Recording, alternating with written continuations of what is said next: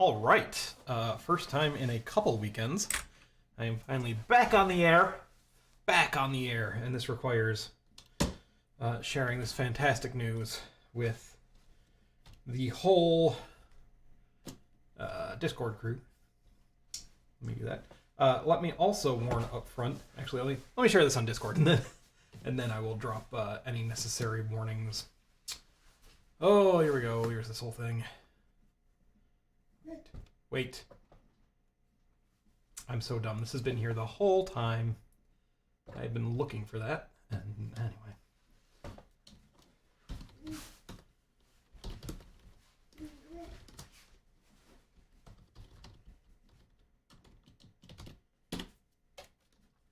Okay. Sent. Live. Done. Okay, back to main cam. Maybe. Maybe if my shit wants to work. Maybe. Oh, wait. Oh, that's face cam. All right. Talking about getting back in the saddle. So, anyway, yes. First warning. I have a baby here today because it is important to make sure that the baby does not die. And also because he is adorable and I like having his presence around.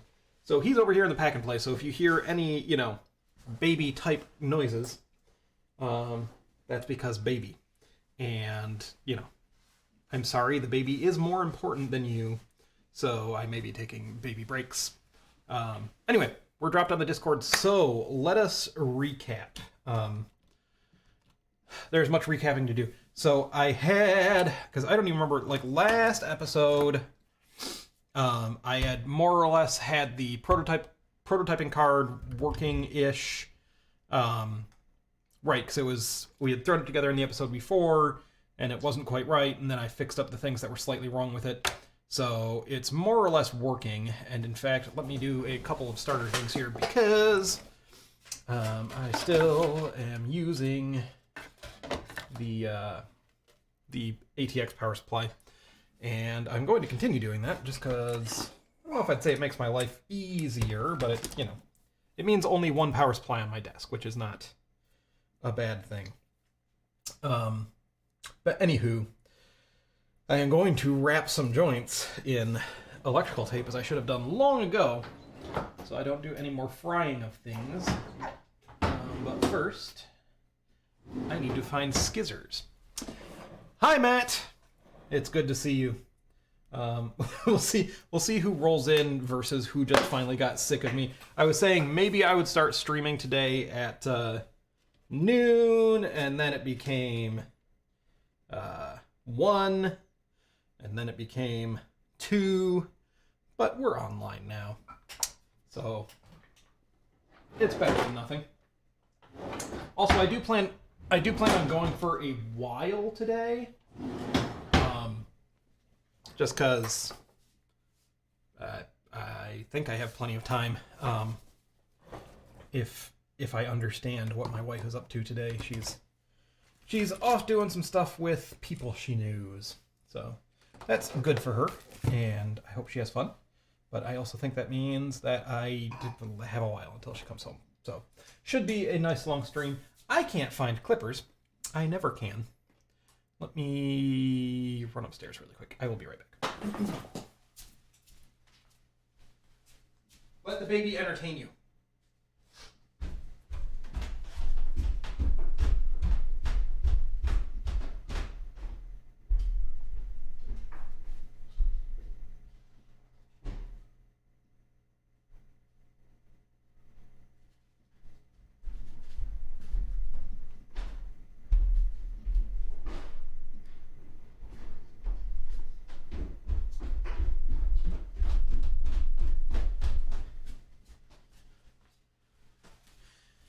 Not where I thought it was, so we're doing scissors today. We are doing scissors. Anyway, I just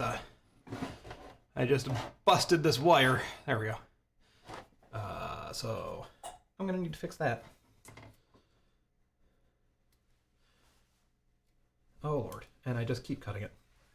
These scissors are better quality than I am used to.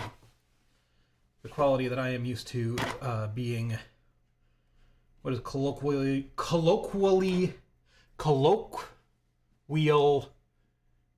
aptly referred to as shit tier. There we go.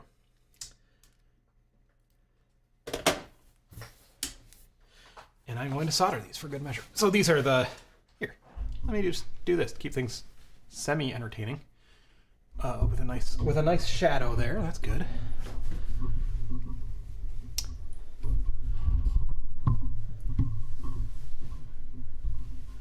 Yes, anyhow. So, the wires for the floppy drive and the wires going to the NES.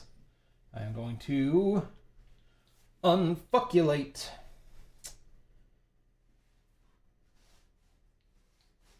I think. Okay. Matt said, well, if you didn't say what time zone, you've kept your word. Yes, that was my plan all along. And Maximus hopped in and said, what's your plan for the final project? But more or less to have an NES booting software off of a floppy drive. Maybe using some kind of DOS. We were playing briefly with a CPM alike that I could not get to build. Assemble rather. I couldn't get their sysgen tool working. Do I have solder? Yes, I do. So possibly going back to that at some point, but right now I really want to get back to getting this floppy working. So as I was saying, right now today, setting the goals fairly low. I just want to... Oh, these were soldered. Brilliant. They were just soldered shitty. I just want to firstly see, because I can't remember if the floppy if the floppy controller is still mapped in a way that we would be able to access it from our current memory map without having to change any of my decoding logic. I think it's possible that it is good to go. I cannot get these to line up, but we got to check that first, and if not, revise that. Good enough. Garbage, but good enough. So there's that. That is the first thing that I want to do. And then once that is done, I want to get back to... We had the gotek. We were reading the first sector off of the gotek. Perfectly fine for a while there. And then we kind of lost it for a minute. And so I want to make sure we can get that working again. And then... when that's working again, I think I'll proceed to do basically what I was going to do before, vis-a-vis trying to get maybe that CPM-alike working off of the gotek or something similar. I might just say F it and just make my own friggin' system, because that CPM-alike was not happy with what I was trying to do, and I just don't have the patience, and writing my own thing is fun. So, we'll see. But, regardless, that's more or less the plan. And still on the docket somewhere is getting... whoop-de-doop-de. Is getting Microsoft Basic running. Which I would like to have in ROM. Now, here's the thing. That leads me to a natural segue to Dave, who is my hacking buddy, and he has been working on his own NES cart basically to support Basic and now I can't remember what. Oh, 65 DOS. That's what that CPM, that 6502 CPM alike is called. And so that's cool. He has those done. They're pretty wicked. At some point, I assume he's going to send one to me, probably, maybe, and I will check it out, and it will be cool. But I think I'm going to continue cracking on with my garbage setup here because it's fun.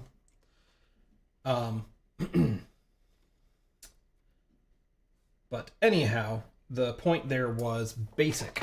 So Dave actually did manage to already port a basic to NES. Now, granted, because I haven't posted one of these in a while, so anybody who's coming by fresh, trust me, I know there is a basic for NES. I am aware of that.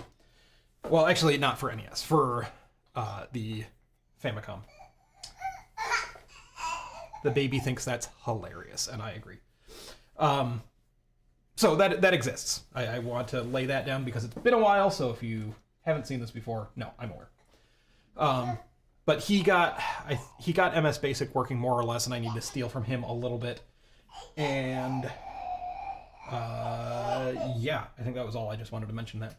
Okay, anyhow, that is Floppy Power a little bit cleaned up. And theoretically somewhere I have a NES power cable coming out of here. Yes, here it is. And it is this. So I think I'm going to go ahead and solder and at least tape these up a little bit, because I think these fucked me earlier because they are put together in a crap way.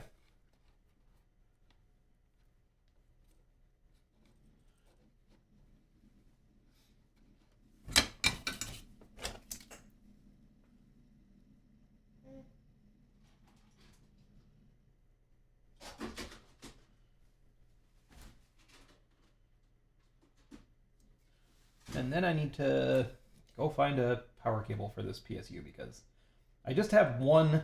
I'm going to keep calling them kettle plugs. I'm sorry. That's what I call them. I just have one that's like servicing my logic analyzer and my desoldering pump and my everything and this PSU for this bench. So I'm going to have to go source another one of those from the pile of various shits in a moment, so that, you know, we can turn this thing on and confirm that it is still as working as it was last week. I will say I could have been doing more on this project, but I've been busy, as some of the diehards may know, tuning in to, as some of the diehards may know, working on a holiday present for people at work. It is a 6502 like trainer board.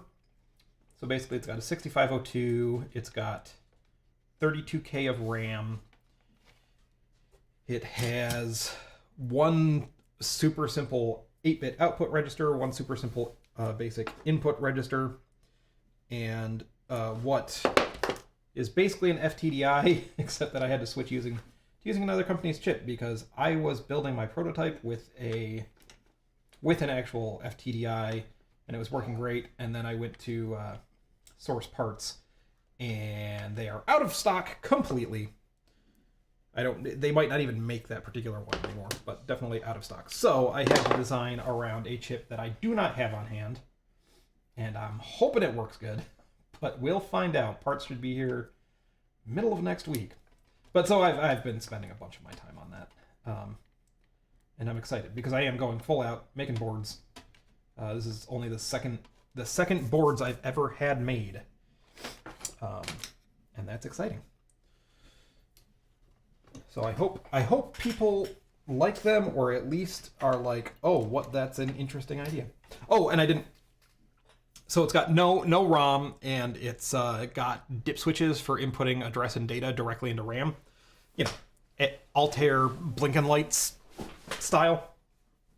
And that's it. So the idea is I'm trying to teach folks how the shit a computer actually works. And I'm very excited about those. But that's what I've been doing lately. Okay, that's all wrapped up. Let me go find a kettle plug, BRB. Listen to the baby cough. You okay, bud? You doing all right? Okay, good. He's a happy boy. That's the least I can ask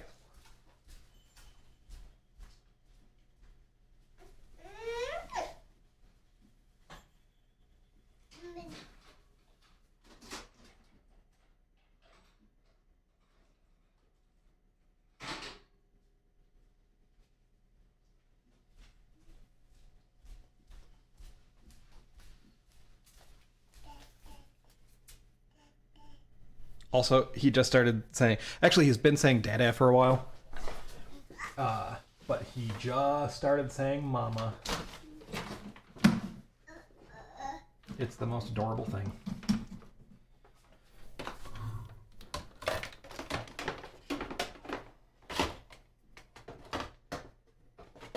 I'm going to turn off this iron before I hurt myself.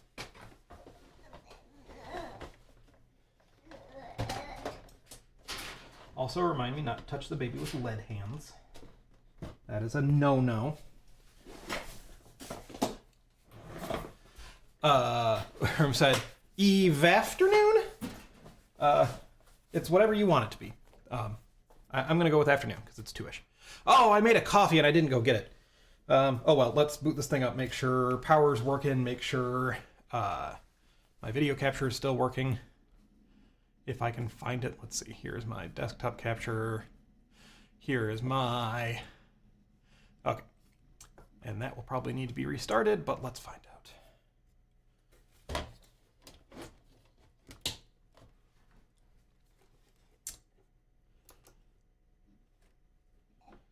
I'm not hearing much in the way of power. Oh, did my freaking bridge on the ATX thing fell out, maybe? No? No, it didn't. What on earth? What the shit? Let's tape that up too, but seriously, what the hell?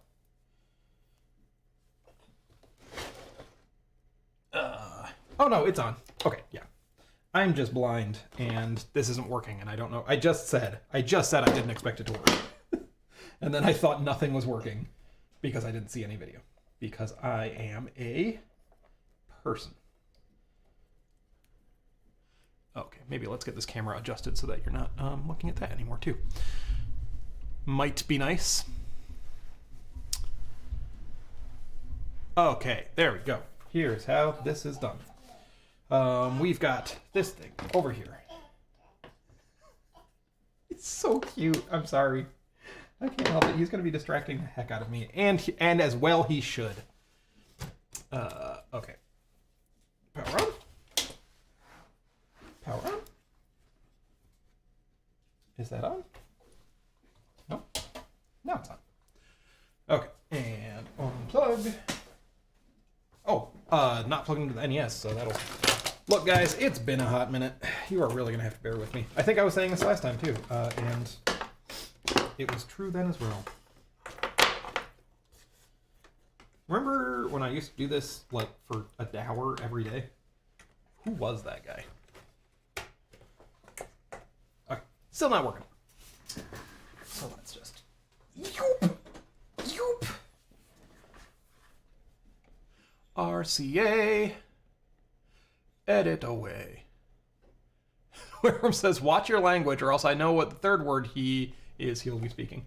I am fighting to be a big proponent of language is just, words are just words, house. So watch your words and be polite, but you know, they're just words. But that's because I'm a hipster piece of shit. Okay, yeah, there we go. So that's where we were at, is I had gotten the whole character set printing. That's right. And we are in the monitor, but my keyboard isn't hooked up. Cool, cool. All right. I think we are in a good spot then. Let me get this keyboard back out again. Maybe turn this around. Oh my lord. This is a whole bunch of shit. I will confirm it.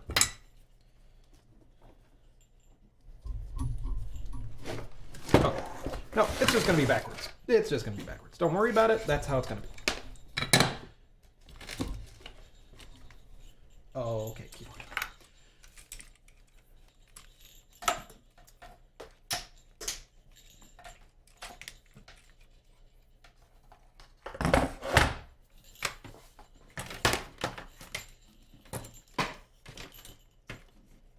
Okay, which one's port 1? You think I'll get it right on the first try? Backwards?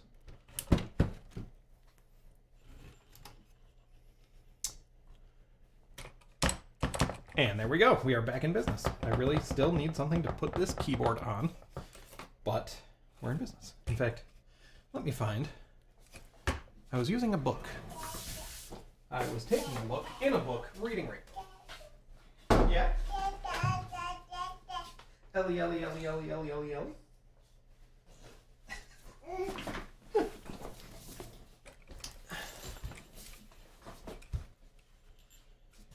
There, that'll work.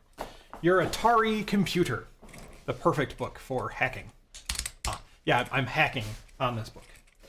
Okay, so I think we're all set. What can I look at? What even is here? F, F, F. C plus slash. That looks right.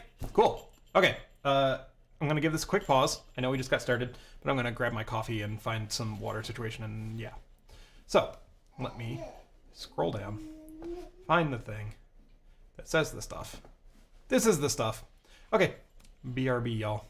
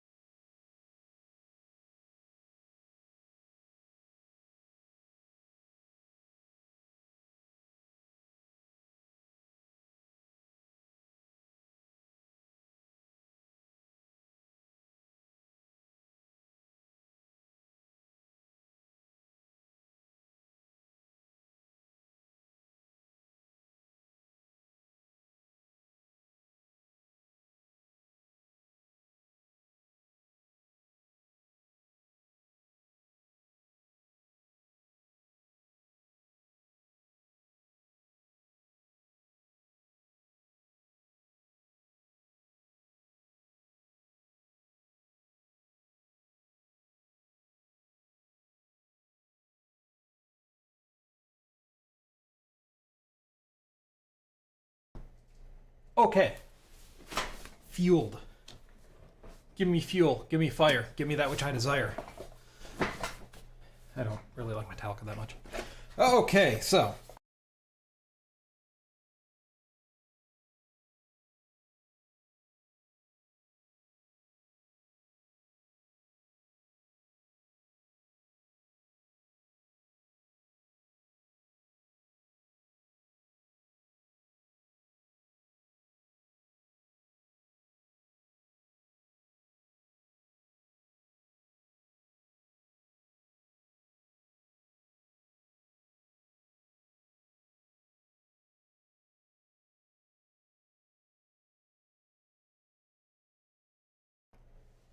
Yes, now? Yes?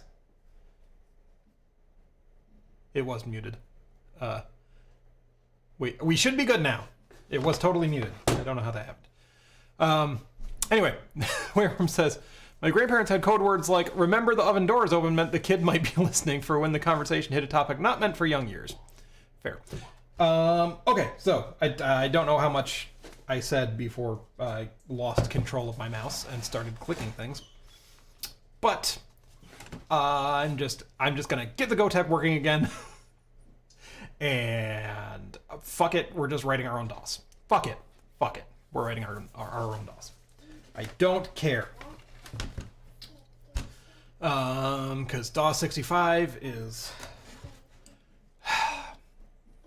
I should use DOS 65, because here's the thing, is that in my subsequent project, when I try and run UC Linux on a Sega Genesis, I'm going to need to have done some flexing of muscles on porting and adjusting operating system shit that already exists. And I should fight the urge to just write new shit. You okay, Booba? Okay. Poor kid with an absent father. Yes. So anyway, let us clean this up. Let us clean this up. Get back to where we were ages ago, where we were able to boot a fucking sector off of the gotek. And Baser Tech says, "Hello, a long time." It has been a long time. At least 2 weeks. I don't know when the last time you tuned in was. But yes, to the desktop we go. I don't know what setting that is, but it's one of them. Oh wait. I still don't know how to do this. All right. So first, let's get rid of that test code. Second, I know I had been writing... I had been doing that cleanup code for DOS 65, which, I mean, is potentially still usable. But it was all code for, like, here's the command for seeking the floppy, here's the command for setting the sector, all of that kind of good stuff. So I suppose I can keep working on that. So let's do that. How much of this do I still have open? Oh yeah, so this was, as an aside, this was the fun thing. I was inspired by Ben Eater. I wanted to make my Christmas present computer as simple as possible. And so, but I also wanted them to be able to like do real software on it, like, you know, connect it up to a serial port and do typings. So I'm doing bitbank serial on it. I was inspired by the recent Ben Eater because I'm always inspired by the recent Ben Eater. So anyway, had the brilliant idea of there's a first stage bootloader that's still, it's like 32 bytes, which isn't too bad to hand toggle in. But then that communicates over synchronously using CTS and DTR, I think, to load a second stage, and that second stage does bitbang RS-232. So I was pretty proud of that one, and that's what this code that's up is. Redgek says, "Heyo." Anyway, that's not what we're working on today. Let us close everything.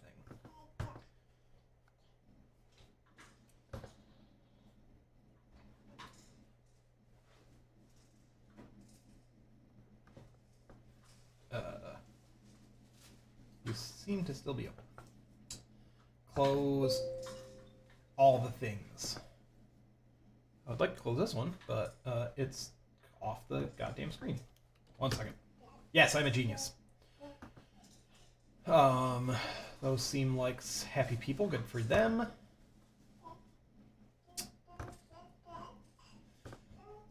FCUX has been running here for a couple weeks, and apparently it has been showing in Discord that I have been running FCUX for a couple weeks. So that's fun. Okay. Visual Studio Code. Let us hit the road.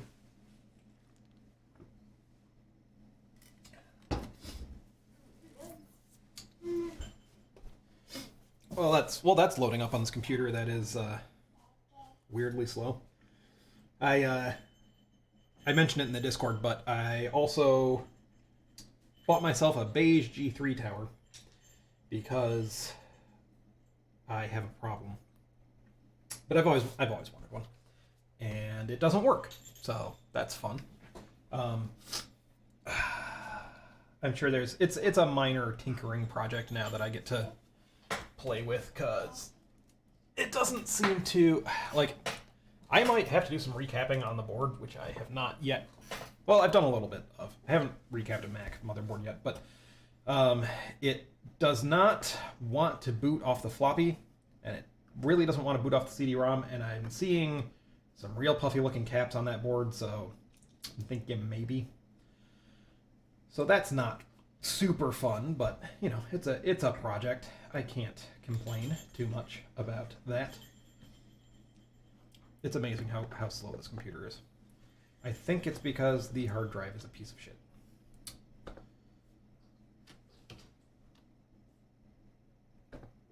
Still wants to open that project. It doesn't really seem to get that I am not interested. Not today, Visual Studio Code.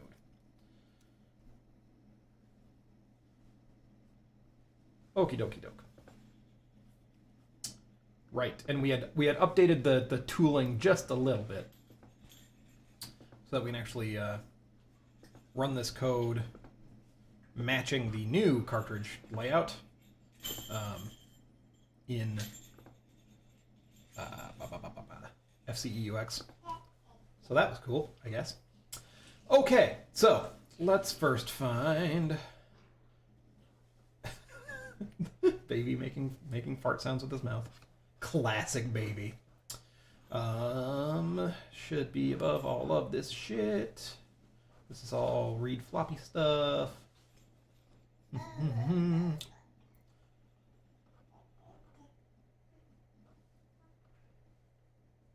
Is it this? I think it's this.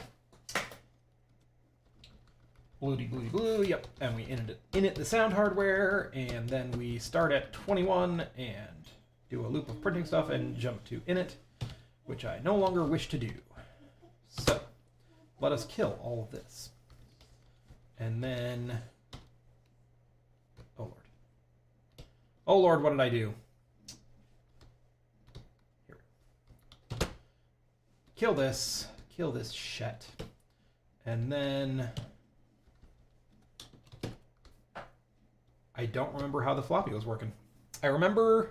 right, because the whole thing was, that's why I started using the ATX power supply, is that letting the floppy drive turn on and reset itself, and then turning on the NES seemed to be a problem, and might have been one of the things causing us problems, so we wanted them to turn on simultaneously.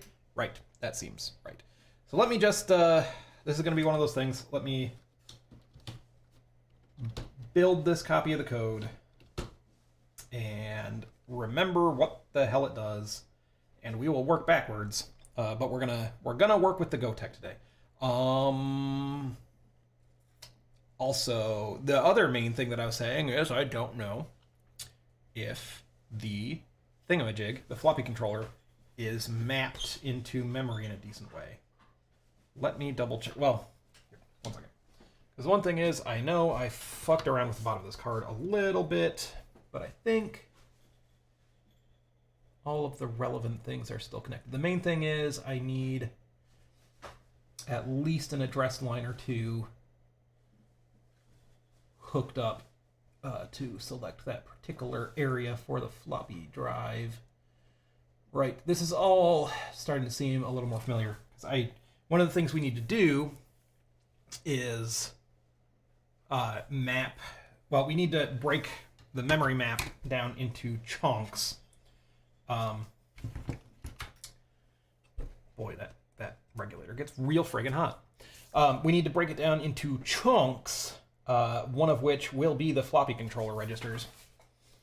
And right now, I don't think... in fact, you know what we can do? If I turn this back on... maybe? If it wants to be on. Did the capture thing stop working again? Yeah, the capture thing definitely stopped working again. Super neat. Unplug, replug.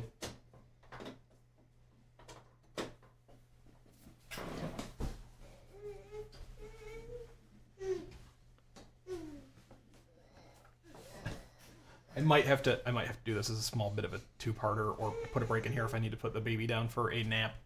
Just warning you in advance.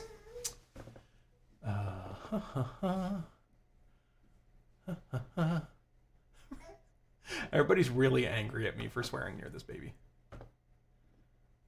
I appreciate your concern. I really do. And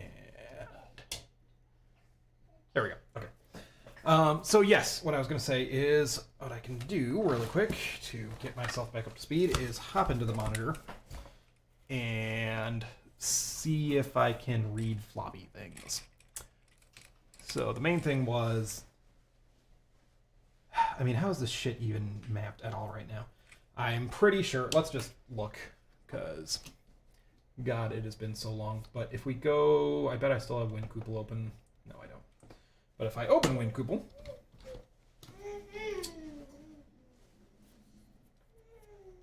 I'm pretty sure that I basically turned off everything except for, like, I think I pretty much have ROM chip select wired directly to the ROM, and that's it. So we're going to need to update that and alter that. ROM FDC mapper, I think that's the one.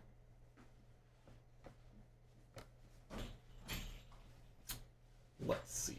So ROM chip enable literally just equals program chip enable, and all of the other ones are set to 1. Right, so that's where we're at. So I need to, at this point, run some more address lines to the doodly-doo, the PAL, that's what they call them, and then actually do some decoding. Right. That definitely is not wired up right now. Let me read some chat, and then maybe see about putting this sweet boy to bed. Oh. Yeah, I'm gonna need to put him to bed. But I will be back briefly, because I am very, very interested in getting back into this project. Sorry it's slow. Anyway, chats. Redgeck says, your new acquisition reminded me. I put OpenBSD on that Sun Ultra 5, compiled and fixed Quake 2 server on it, and it worked. Nice. Maybe we should set up a retro Quake network game at some point, because I would be down. If I can get this booting, PowerPC Macs are not terrible Quake machines. I would definitely use this as a Quake client. Redgeck then said, oh, poor BB. It's funny how compiling of a different platform exposes potential bugs. They messed up with alignment, which is a big no-no on risks compared to Lax x86. Yeah. Cliff Cheney says, hey, been a while. Matt said, I am sure the first thing you did would be a git diff just to see what you changed since the last check-in. That probably would be smart. Cliff says, beep. I'm sure we'll get around to beep in a minute. Redgeck said, don't swear near a baby. Matt Nottingham said, yeah, I used to find a bunch of bugs when we switched code between a TrueVax and a DEC alpha. I'd believe it. Yeah, I'm going to put this baby down. Hopefully it won't take too long. I'm just going to keep this all one stream. I'm sorry. Put a timer on for like 20 minutes. I'm single dadding it today, so the fact that you're getting a stream at all is pretty good. So let me do this thing, and I will be back, like I said. Set a timer for 20 minutes. If I'm still not here, set a timer for 10 minutes.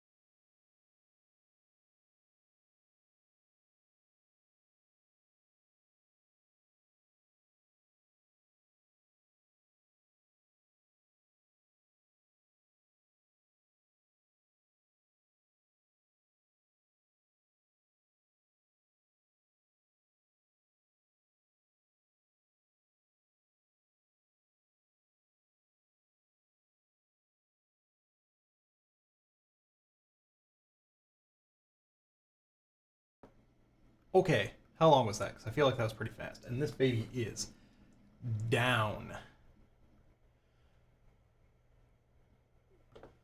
And for everyone who took off, of course, I completely understand.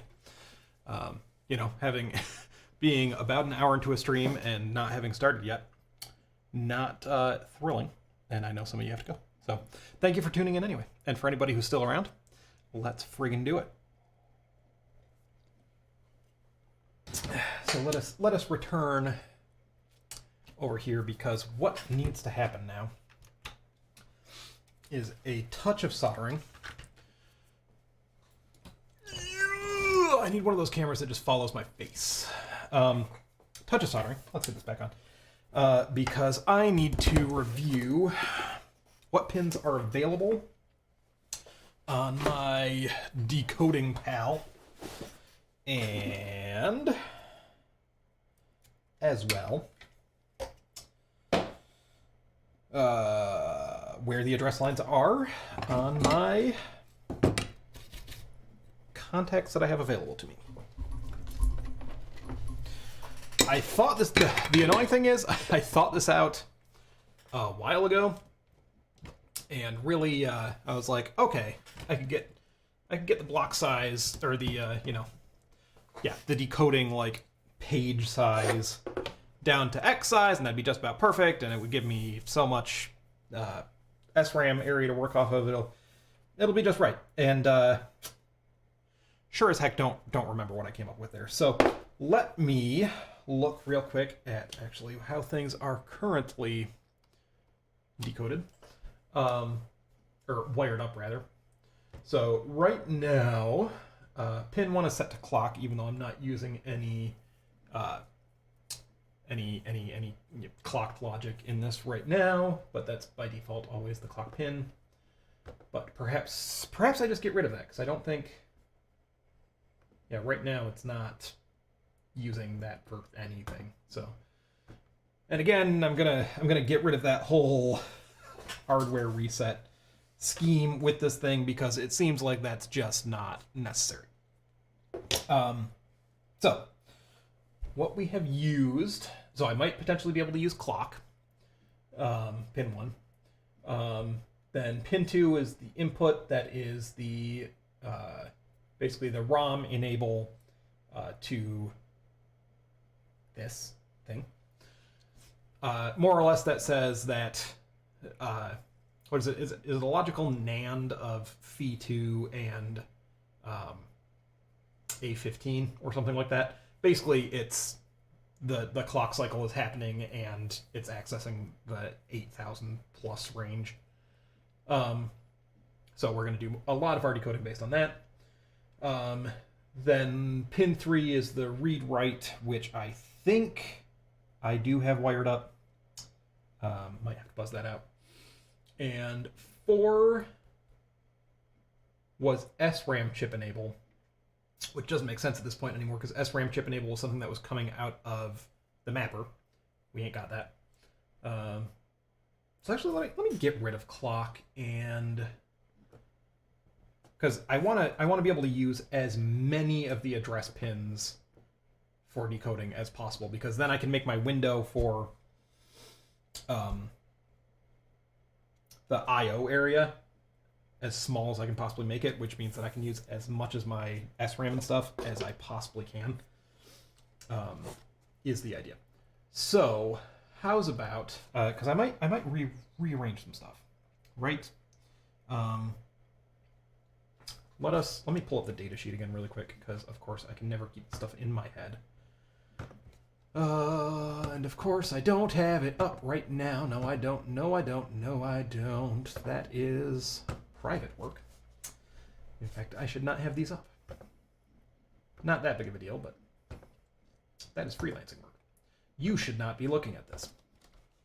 Okay, anyhow, 16, let's do the actual one. ATF16V8B datasheet. The main thing I want to look at is, I'm pretty sure I can use clock as a general, or pin 1 as a general input when we're not using clocked logic. And this will tell me. So yeah, pin 1 is an input or clock. So that is cool. So I think what I need for inputs are basically what we have here is program chip enable B. Baby is moving around. Let's hope he's just shifting. Oh yeah, he is. Bloop. So program chip enable B tells us that we're in the A15 area. NES read write is going to tell us whether we're reading or writing, and then everything else we can use. So let's say I just move for the sake of organization. Let's move chip enable up to pin 1. Let's move read write to pin 2, and then literally from here, let's just start slapping address lines on here. So the next thing I want to see is how many outputs am I actually going to need? So we're not going to need FDC reset. Like I said, we're not doing that. Yeah, I'm just going to wire that up. I'm just going to hardwire that. So let's kill that. We do need FDC read, FDC not read, FDC not write, FDC chip enable, and ROM chip enable. And we're probably going to want ourselves a SRAM chip enable, so I guess that's going right back there. Pin 15, even though we don't have an SRAM on this board yet. We will shortly. FDC RAM chip enable. And then of course for read and write we will just use, ooh, that's annoying, right, because well, I guess what we can do, what's the easiest way to do this, is we can just wire the read-write signal, because it's going to be, it'll be low on write. So we can tie that directly to the write enable, and then just an inversion of that. So we need an inverted version of that for, you know what, actually? I'm being a crazy person, because what we can do, because those don't need to be floppy disk read and write. Those, because the floppy disk has its own chip enable. So we can have a common read and write pulse output. We'll just call it write B and read B. There we go. That saves us some pins, because now we don't need separate pins for read and write on the ROM. We literally just will hook write B up to write enable, read B up to read enable, and then or output enable, and then pin something. Let's just go with 15, because that was what was being used by whatever the heck I just deleted. This will just be SRAM chip enable, which is pretty much like the way you're supposed to do it, but shush. I just always forget these basic simple rules of like how chip decoding and enable is supposed to work, and it's pretty much this. You just have read and write that just go to everything, and then a chip enable line for each chip. So that's that. I might move those around, but that tells us how many outputs we need, which is 1, 2, 3, 4, 5. 5 outputs, and then the nice thing is that all of these, so these ones on the left-hand side are stuck at, they have to be inputs, but these ones can be inputs or outputs. So let's see, we have used up literally just 2 inputs so far, the read write and the program area enable. So that's these first 2 pins, and so then we have, let's see, like I said, 5 on here, so let's say that's 19, 18, 17, 16, 15, which is pretty much, I think, how it's lined up. So we have 14, 13, 12. I believe since we're not using output enable, I can use this one too. So that's 11.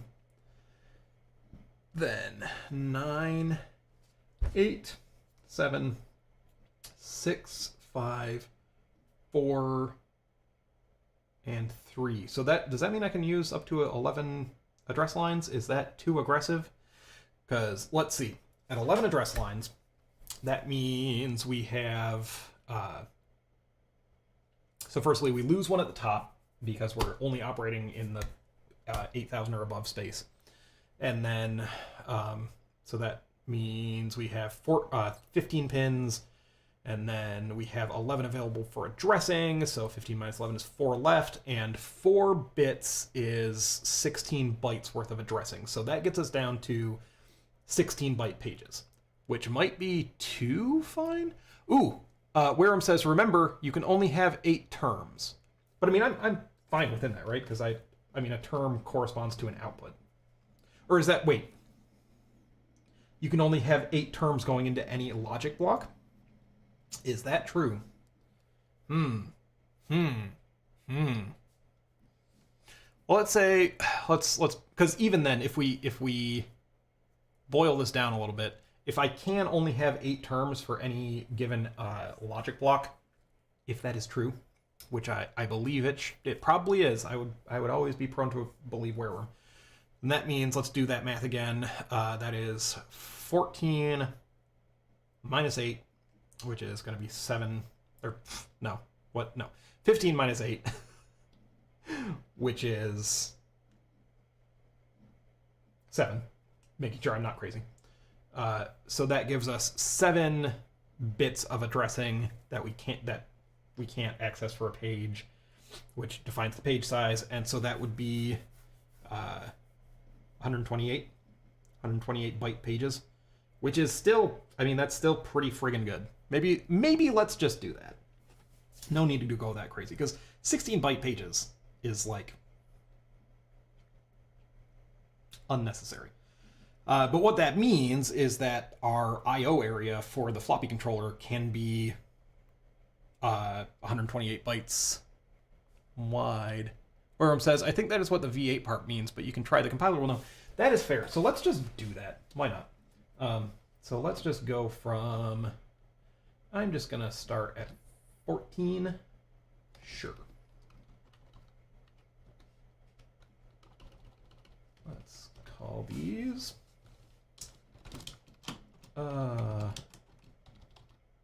address lines. Sure.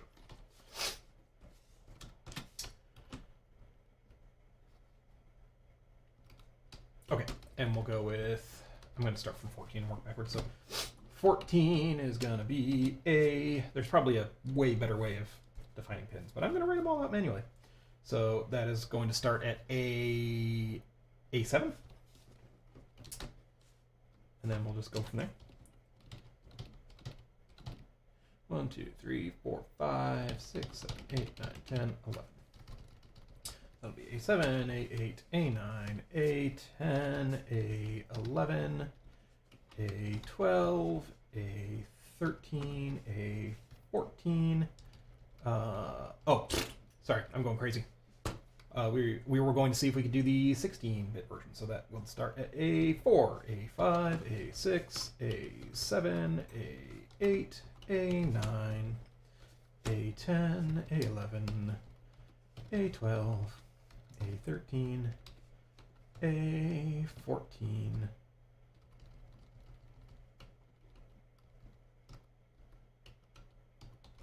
Sorry, spacing just looked weird.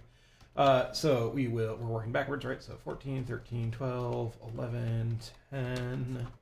Let me double check the layout. 14, 13, 12, 11, 9. 8, 7, 6, 5, 4, and 3. Okay, and then I will just build a term. I don't know. Where do we want to map? I guess I'd want to map the I/O stuff like at the bottommost area of memory. Not like I mean, I don't want to map it at the topmost area of memory. There's a lot of places I can map it, but and also perhaps I should learn some Koopel shit here, where I'm sure I can take these, turn them into like a bus of pins, and then compare them to an actual number. Let's look that up. Let's learn some Koopel today. Win Koopel bus. Sure. Ooh, also Koopel Programmer's Reference Guide.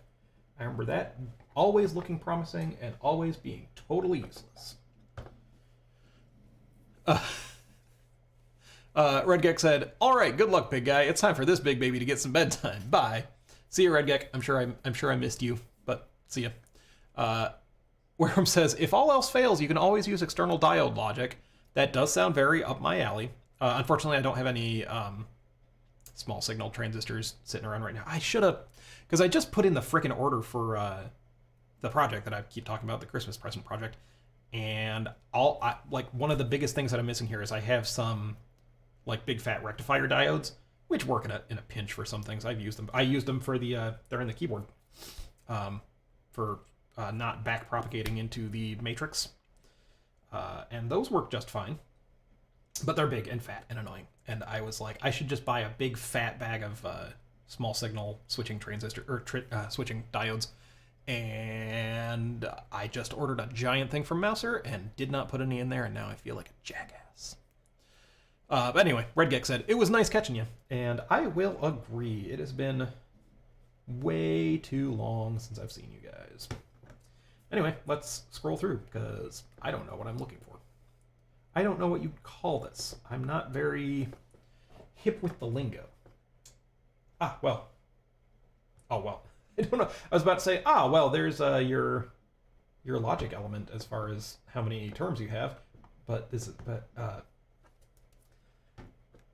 is the guide for a WinCouple, not for my 16v8. I know vaguely how these work. You don't need to tell me. Designing with the Couple language. Yes, I know how to write numbers, but how do I... Oh shit. Yes, this is exactly what I want.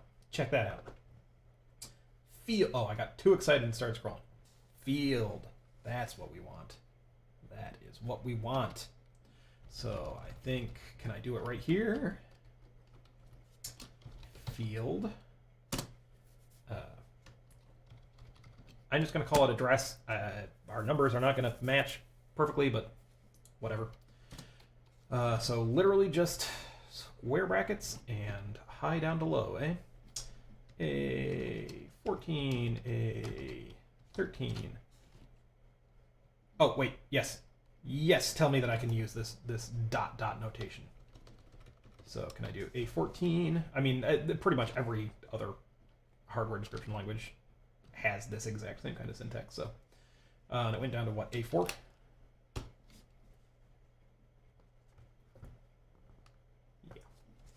Yeah. My God. And then can I literally just do ROM chip enable equals... I could probably just make this part of the field, but I could probably just make this part of the field, right? Like just make it the, well, I don't know. I'm not gonna mess with it too much. So let's just start here with ROM chip enable equals program chip enable, and oh God, let me do this the long way first, because it's always, I don't have the brains to figure out the inverted logic first. I know I should figure out the rules, because when you're working with inverted logic, and I could figure this out, it's really freaking easy. But basically, is it that a NOR is equivalent to an AND when you're working with negative logic, and as long as you keep that in mind, you're set, because you can just pretend they're the other thing. Anyway, I'm going to do it the complicated way and start with writing it out very literally and then maybe simplifying it. So, ROM chip enable is going to be not, and we've done this before too. It's going to be not, and then not program chip enable, because that is negative logic.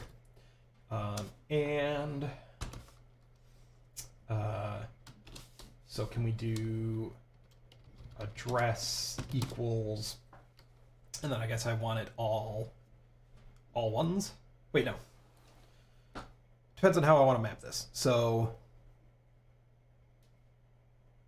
how do I want to map this? What wires do I have running to the ROM right now? Because I think the ROM is hooked up to everything. But that's kind of fine, I think. Because it'll like, if it has all the address lines connected, then it's like if it'll still be getting an address that's in whatever range, and it just won't be turned on unless we're in the actual range that we want to read from. So that's fine. That's fine. It doesn't matter if those lines are connected. It's just that we could not connect them if we wanted to. But if they are connected, not a big deal. Doesn't matter. So anyway, but that's the question, is how do I want to map this? And I guess it's a question of how much ROM I want at the top of things. Do I want a 2K ROM? Wait, how much space do I have to work with? Well, I'm working with the whole top half of memory, so I have 32K of address space to work with. I don't know. Yeah, for fun, I'm just going to give myself a 2K ROM area. We can always move this around. Okay, so time to do math in the head. 2K ROM address area is... So 1000 hex is 4K, right? Am I right about that? So 800 hex is 2K. So I'd want everything but... If I want to map the ROM to be only turned on for the bottommost area, then I guess I don't care about the last 7 bytes of address. Right? Am I going insane? No, I am going insane. Because it's 800. So it's 8 plus another 3. Yes, there we go. I was thinking of 80 because I'm stupid. So 8 plus another 3 is 1911. So I don't care about the low 11 bits. And we're already ignoring the low 4 bits, so that means everything gets shifted over by 4 bits, so I don't care about the low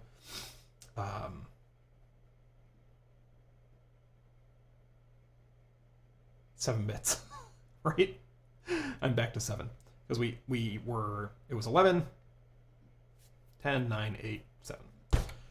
So we don't care about the first 7 address bits. We don't care about this is gonna get weird. I might have to make another field definition just to make life easier on my brains. Yeah.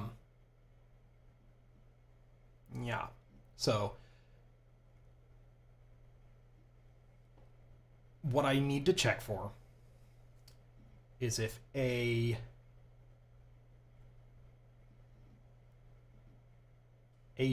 through A14? Really?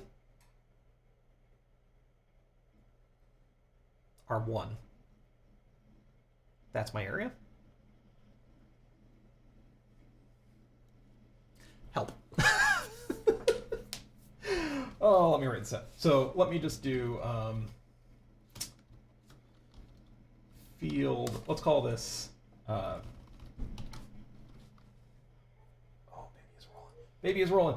Address 60. He's gotten pretty good at putting himself back to sleep, though, so I have high hopes. Yeah, I think he's down again. So I'm going to call this address 16 page. Sure. And address 2K page, I can make A14 through... Oh my god. I wish I had the brains for this. Because I so love doing these things. I'm so bad. I'm so bad at this part of stuff.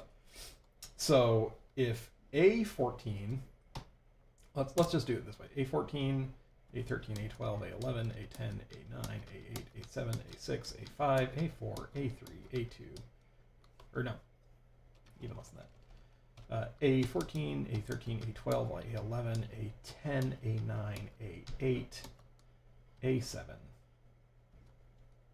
A7,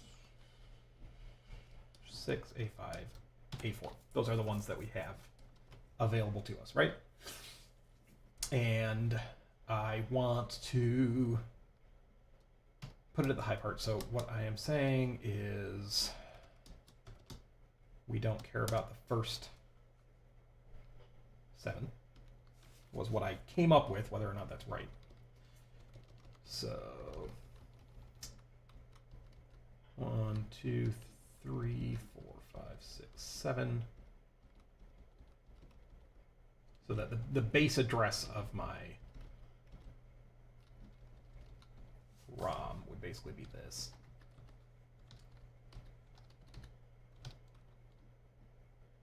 So 1, 2, 3, 4, 5, 6, 7. Right? Yes, I can count. And so that gives me, this is A4, A5, A6, A7, A8, A9, A10, A11, A12, A13, A14. Okay, that seems like it makes a little more sense. You know how I can work backwards from this is how my address space is 32K, right? How many 32Ks, or how many 2Ks are in 32K? There's 16. And 4 bits is 16K. So yes, these 4 bits, that makes sense. So all I care about is the top 4 bits from A14 down. Thank God we actually worked through it. I can trust this. This makes sense. So this, if I want to compare a value against the 2K page mapping thingy, then I just need to look at 14 through 11. Groovy. Thank you for coming along with me on that ride. So let us look at number systems in here again, because yeah, I made fun of them, but now I can't remember. Binary, octal, decimal, hex. Quote H and then the number. And for me, this is going to be F. So if, oh right, and we're calling this address, 2K page, and that should simplify to all of the comparisons in there. And then, okay, so here's the fun thing, right? Is inverting this. So the good old what's his name laws are, if you invert all the inputs and outputs of an AND, it becomes an OR, right? So take that away, add 1 here, and this becomes an OR, an OR. That should be how that works, right? Hopefully.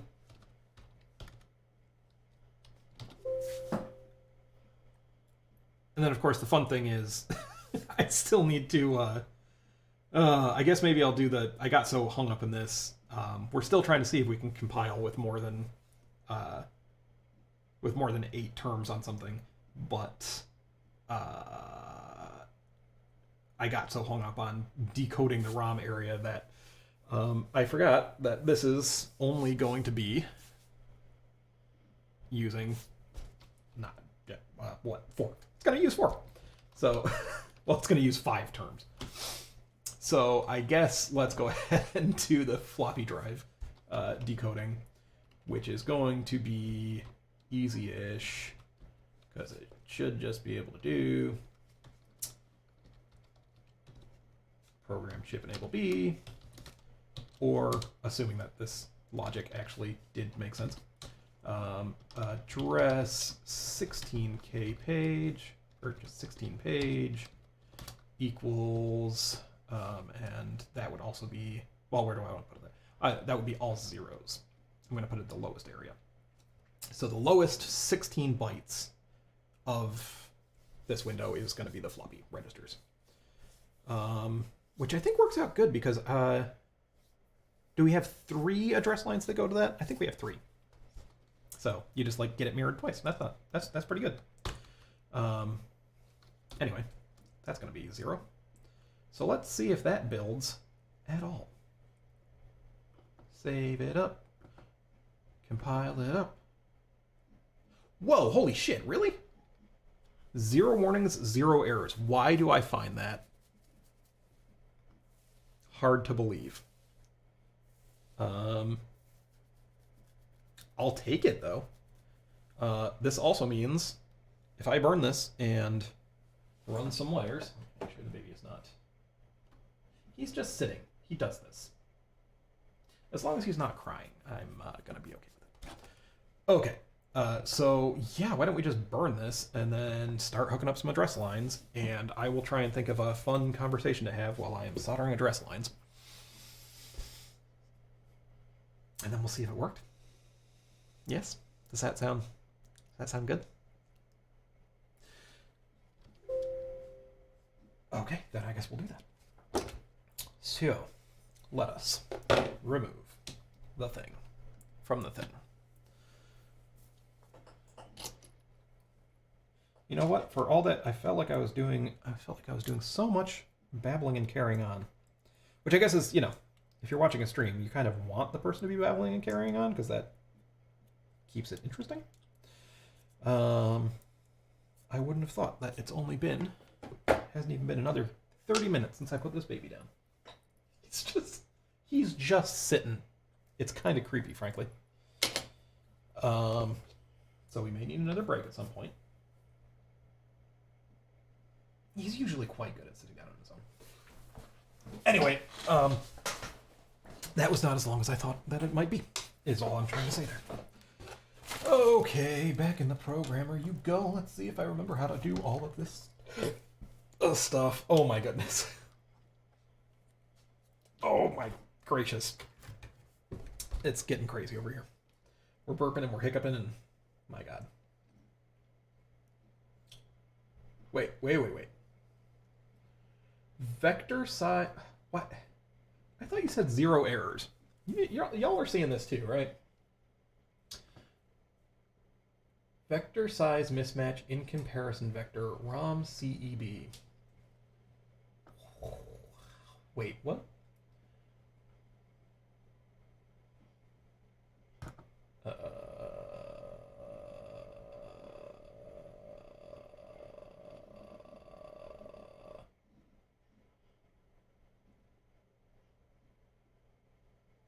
I'm very confused. Firstly, A11, A12, A13, A14. So that should be fine. Let's read more.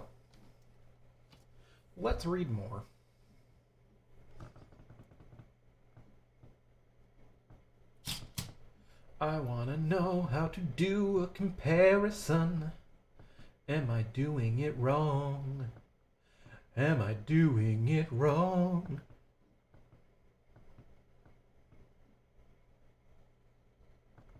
Okay, I haven't seen anything on comparison so far. That's fun. Like, we're already into extensions. Okay.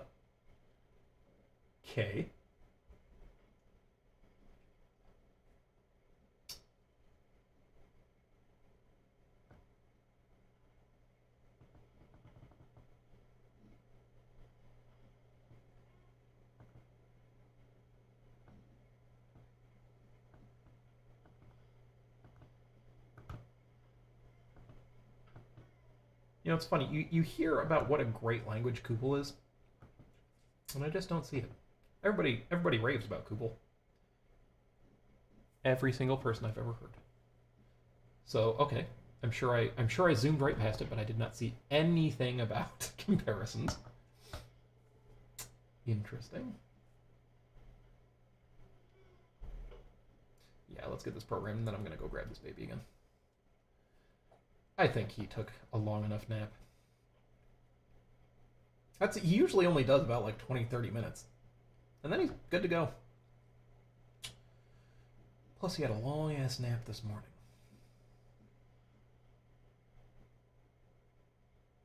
Let me tell you, one of the greatest things, I highly recommend having a baby if you want to take baby naps.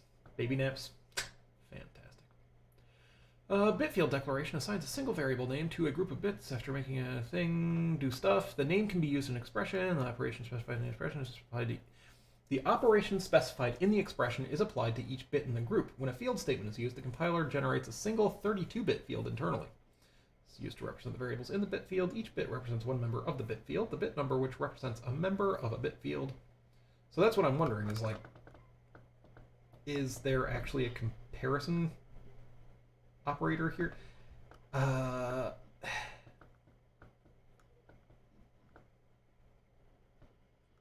Like, do I frickin' have to manually compare these?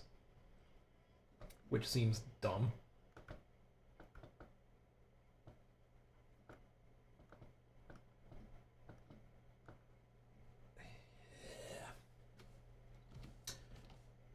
Because I'm thinking it might not be smart enough to turn this into a like sum of products type comparison thing. I'm surprised it got this far with the double equals. That means like it must know what that is.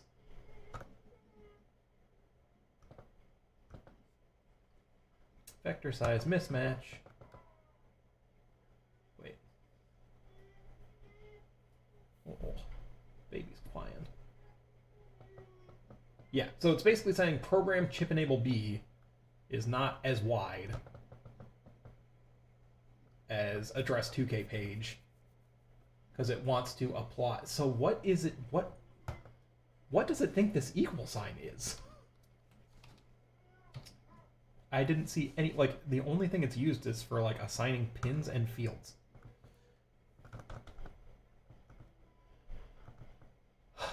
Weird. Let's check the Kubel reference guide really quick. And if I don't find something about comparison, I mean, you're hearing this baby. I'm going to grab him, put him down in the pack and play and get back to it. Either way, if I find this, I will apply it. If not, I will do product of sums style. Oh, poor guy. And either way, I will go get the baby and be right back. Template file. And declaration statements, blah, blah, blah, header stuff. Assignment operator.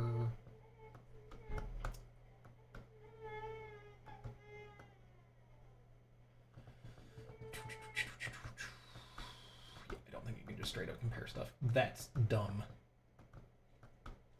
Field declaration, blah, blah, blah.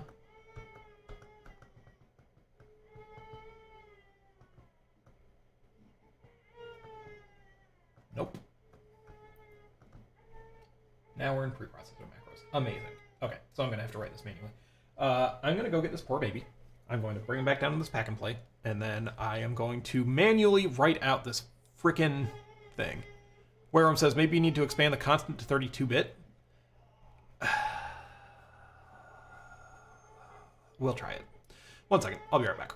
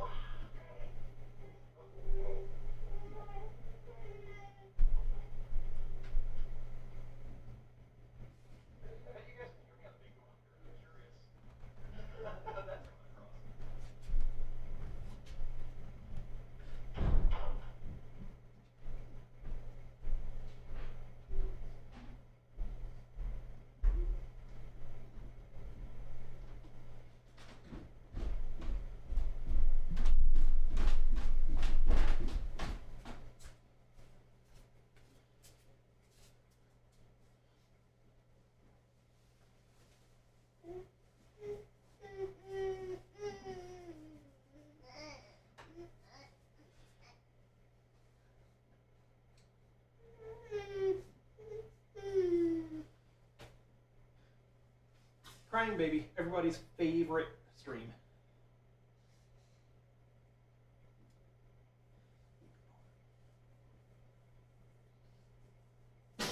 Bless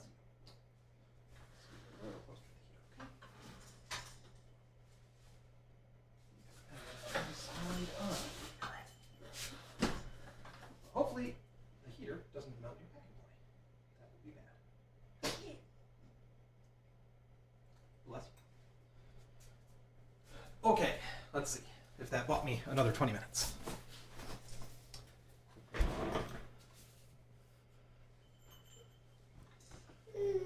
Oh. Okay, so manual comparison. Let's do it. Or expand it to a 32-bit vector. Right. Let's try it. Sounds weird. I'm willing to try it. That's so wide. That's so wide. Okay. 1, 2, 3, 4, 5, 6. That's 32-bit, right? 1, 2, 3, 4. Yes.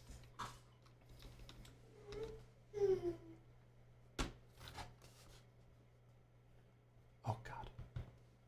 OBS, always letting me down. Save it. Run it. 4 errors. Awesome. I think it's saying the exact same thing. Yeah, because it's saying... Wait. Vector size mismatch A13. That's actually interesting. Why is it complaining about A13 in particular? Oh, is it maybe because it's saying, okay, I did the comparison with A14, then I tried to go over to A13, and PRGCEB is out of symbols. So what do you want me to do, brother? That would probably make sense. So anyway, I don't see anything in those Kubel manuals about comparisons. There is no comparison operator. So I guess I will just have to do this manually and F these. I don't know. I mean, I could see what you could use them for is like assigning a value to a set of pins or something. But not what I'm trying to do. So anyway, we'll just do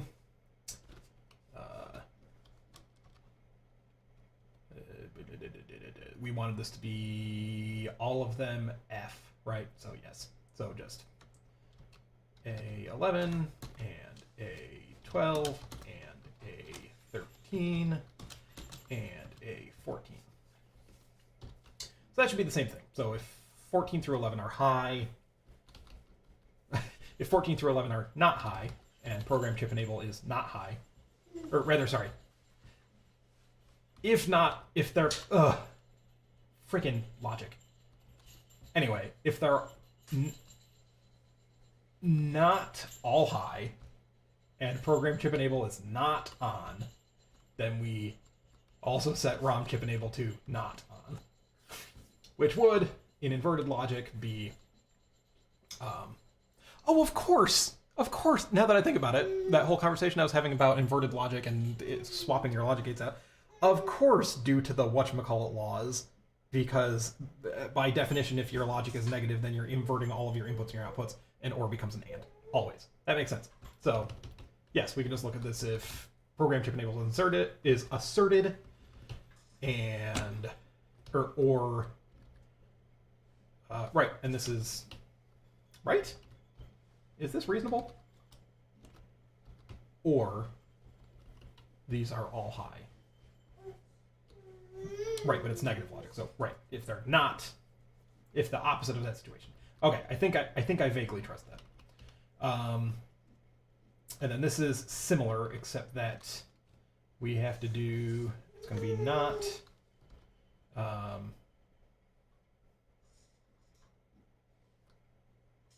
mean, I'm gonna continue doing it the pain in the butt way. So, not A4, and let's just keep copying this several times.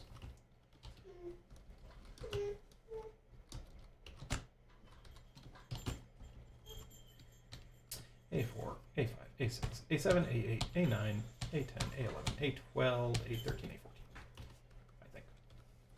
A14, A13, A12, A11, A10, A9, A8, A7. Oh my god! Is this thrilling? Is this thrilling yet? A6, A5, A4. Alright, let's see if this builds.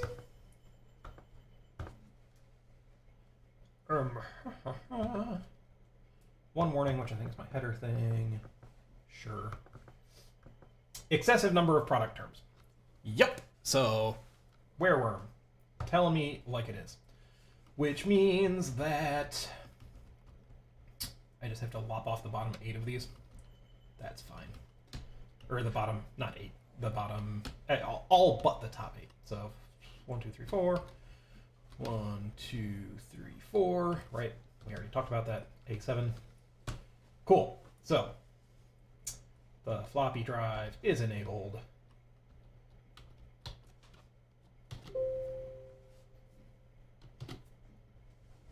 Cool. Which, how many would you chop off, actually? Apparently Control-Z doesn't do what I think it does in this program. But we had down to A4, so A4, A5, A6, A7, or A4, A4, A5, A6. So we lost 3. I just deleted 3. So now it went from 16 to 32, 64, 128. Which makes sense with what I was saying earlier. Still not bad. We have our IO area for that is 128 in size, and that's fine. Cool. So burn this, save this, run this. I guarantee you that this will build now. What? What? Still an right, because that's the total number of terms. So never mind. We also have to get rid of A7 because we are comparing it with PRG. Chip and it will be. That sucks. Okay, so it takes up a whole page now. Okay, well, that is what it is.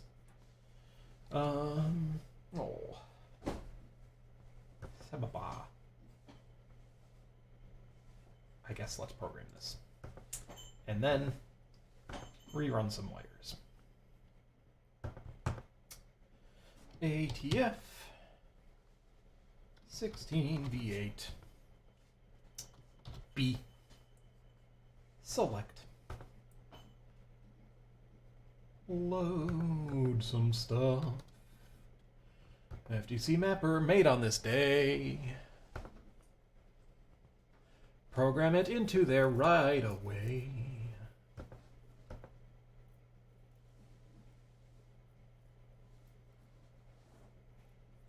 Okay. So now we have a chip that will totally screw up everything that we have going on with this card right now. And, I mean, I guess we don't even need to hook up all the address lines because we're only using down to, what are we using down to? I just did it, down to A7. So we just need, not even A7, we just need A8, A9, A10, A11, blah, blah, blah. But we also need to move some shit around, so this will be fun. Let's go to the desk.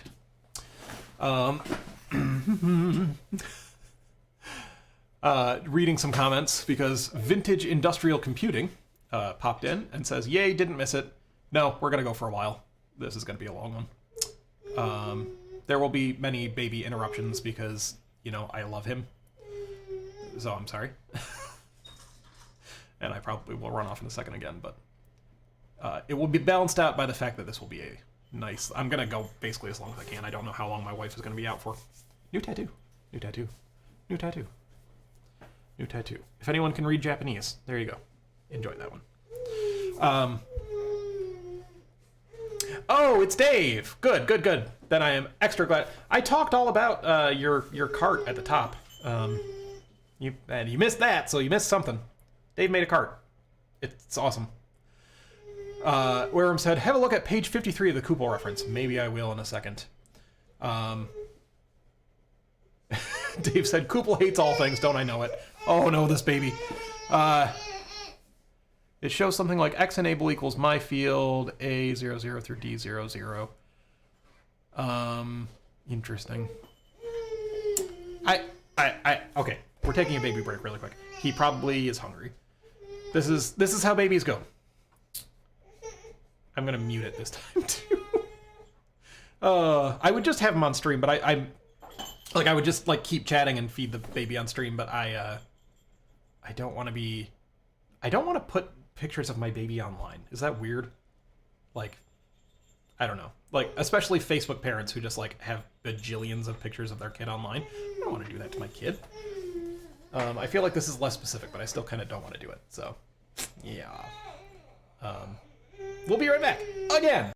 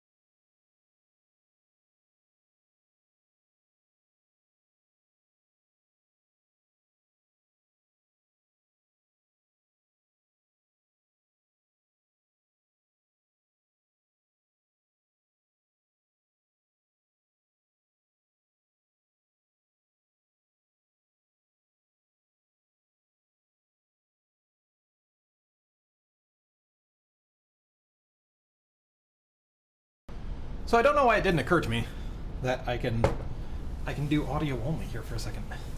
and I can read some chat while feeding this baby. And I get two of my favorite things.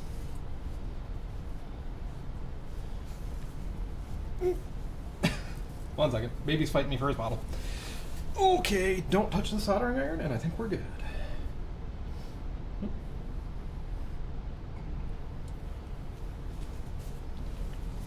Okay, all right, okay.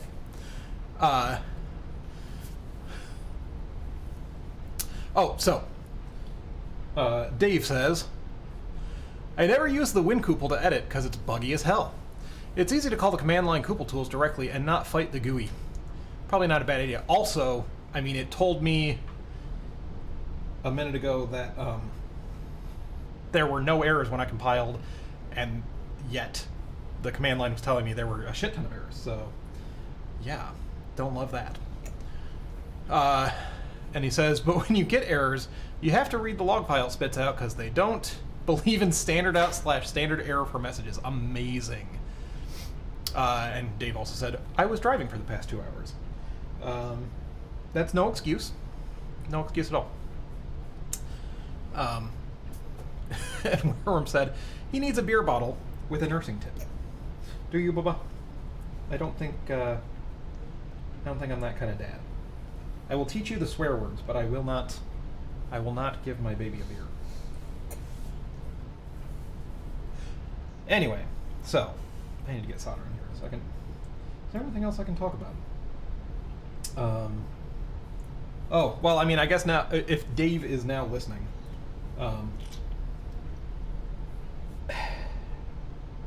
should I keep pursuing DOS 65?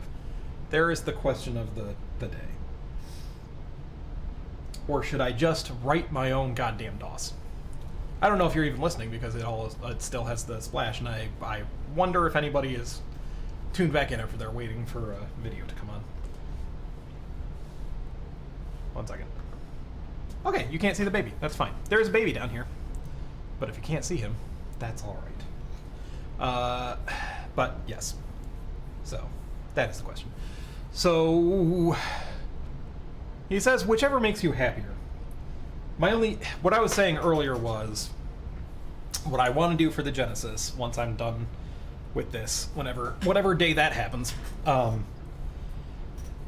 I want to try running UC Linux on it, right? Yeah, Wereworm says DOS 65 would be the sane choice.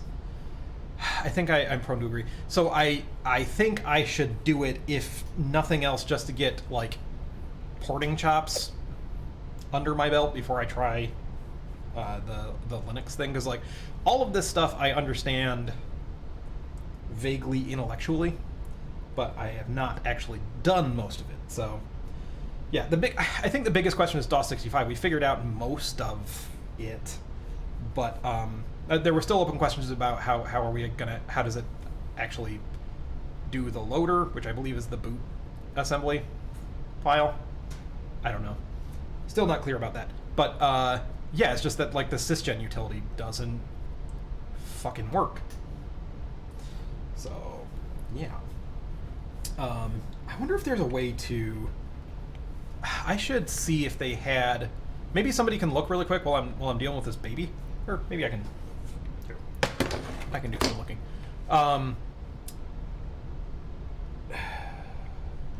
Because I wonder if it's a totally insane thought. It's probably a pretty insane thought. To try and see if they had Apple II disk images, and then use, like, TerraTerm to write them, and then try doing the sysgen on an actual machine, seeing as I don't have a C64. That might be. Let me see. Here, let's just do that while I have one hand available. Yes, here we go. Because I felt like there were. I mean, there were definitely Commodore disk images, but were there Apple II disk images? Because that could be a thing, is trying to just get DOS 65 running on an Apple II. Might be a good start. DOS 65 Apple II. to... I expect to find that same guy's page.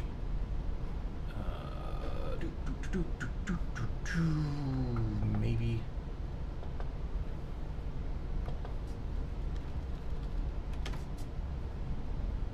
DOS 65. There's like no frickin' pages on this, which is fun. Maybe this. And this is not what I'm looking for. Oh, and apparently there is a 6502.org forum topic. Sounds interesting. Yeah, because this guy has this page that's like kind of about a bunch of random 6502 shit, and he mentions DOS 65, but I have not found this to be super useful. Maybe it will be if I dig deeper.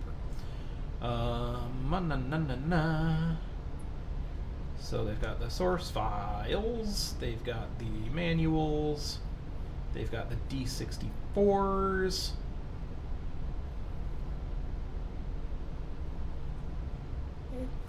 Oh, GeckoS. Yeah, no, I've thought about that too. Maybe that's an option. Perhaps that is an option. Because I didn't like DOS 65 very much when we were using it in the first place, so maybe there's a thought.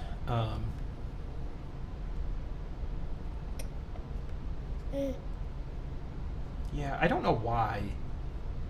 See, the annoying thing too is that like in the documentation there's information on different 6502 systems. So that's weird. Because like if we go to the sysgen manual, right? I believe there are... Because it's like a lot of the sim length stuff and whatnot. I mean, they give the T start things, but I thought they give like examples for different machines, and I thought the apples were in there. Maybe it's not the sysgen manual. Maybe it's something else.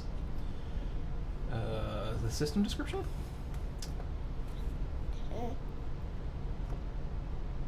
Also, possibly I should read through all of bringing the system up. But maybe, yeah, I'll look into GeckoS in a minute here. Reading. I roughly get how that works, blah, blah, blah, blah, blah. Mm-hmm. That's right, Bubby. I just, mainly, I want to not feel like I'm totally crazy. Like, I swear to God I saw this.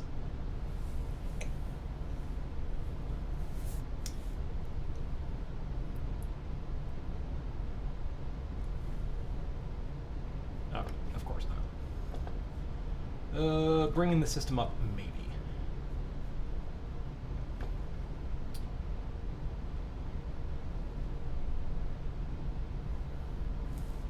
Oh, wait, here we go. Yeah. So it has the information on TEA start and then gives the Apple II as an example. I'm not crazy. And they have all of these examples for various machines, but has anybody ever made a DOS 65 disk for any of these machines?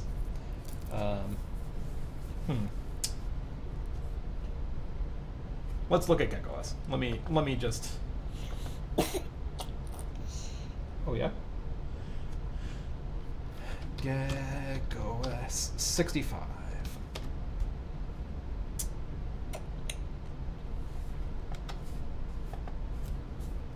So yeah, the fact that it's multitasking, I wonder if I can use the old like V-blank timer or something to patch into that. Could be cool.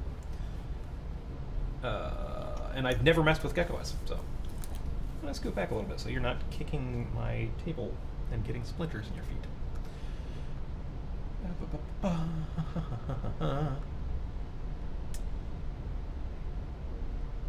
Of course. Commodore machines, of course.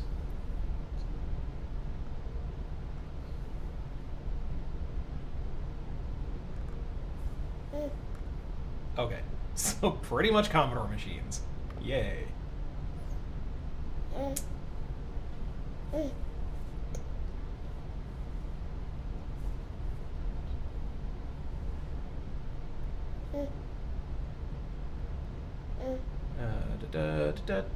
How to build the binaries, I am curious. Building the object files for use on an OS A65 machine should really be only a make, as long as my cross-assembler XA is in the path. If there weren't these many options, one can change. Okay. The options below can be set in the appropriate files, but if the programs are assembled as part of a ROM, then ROM is defined and the local options are ignored and overwritten by the ones defined in standard ROM/ROM.A65 or C64 ROM/C64 ROM.A65. These two files are the files to build a ROM for a CSA computer with MMU or the C64 respectively. ROM start. C64 options, blue. I'm just kind of scanning through here to see how difficult a port this will be. Because it seems to rely on the kernel. Sure does. Let me read a little chat really quick. I think this baby is rounded up in this model.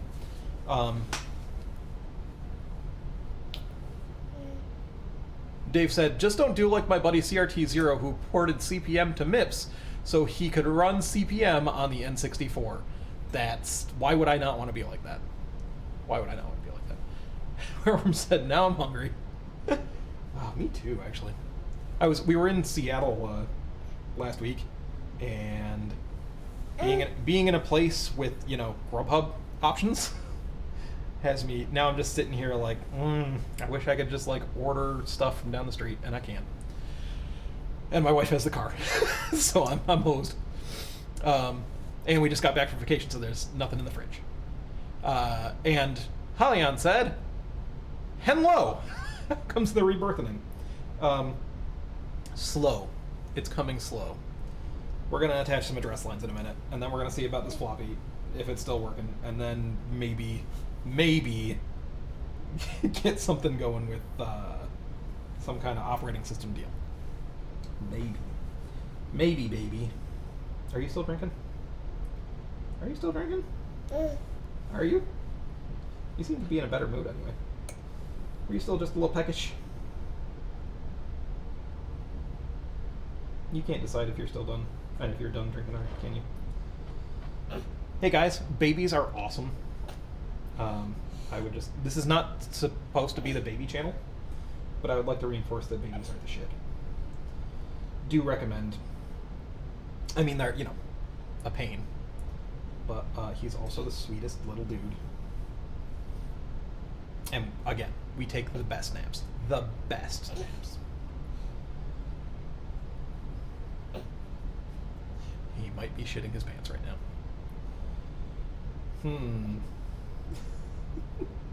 Okay, are you good to be put down? Because I'm going to try. He's getting very independent is the useful thing. Because, it used to be, unless he was sleeping, which he did for hours and hours a day, slightly less now. He was crying. Because infant. Now he's a little older and, he can deal with independent play now, which I think is going to be helpful here. I'm going to put it down, and let's see if you cry.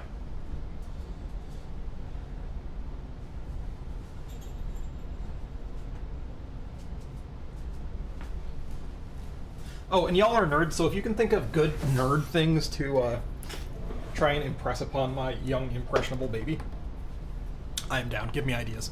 Give me all of the ideas. But we are back to this now. Let us solder some address lines. Let us get into the action. Let us move keyboards around elsewhere. Okay, we need... not that many, which is good. First thing I have to do, after I just chucked my keyboard out of the way, Wareham said, I made some sauerkraut soup last weekend. It was weirdly good. That actually does sound really good. This is how I know I'm getting old as shit. A, I have a kid. B, I like old people foods. Sauerkraut sounds great. What else do children hate? Because I hated sauerkraut when I was a kid. You know, like fried onions. No, love them now. So good. Oh, so happy that they brought back the McDonald's breakfast bagels, because the McDonald's steak, egg, and cheese bagel is the best breakfast item that has ever been made. And when they got rid of it, I nearly cried. What was I? Oh, right. I'm pulling up WinCouple over here so I can remember what the fuck I did. Okay, so we had moved. I think everything, we just move up one location. Also, don't know where my tweezers are. I think they're upstairs. But yeah, so that was program chip enable. That looks believable. It is coming from the headers and isn't connected to anything else. So move that up to 1.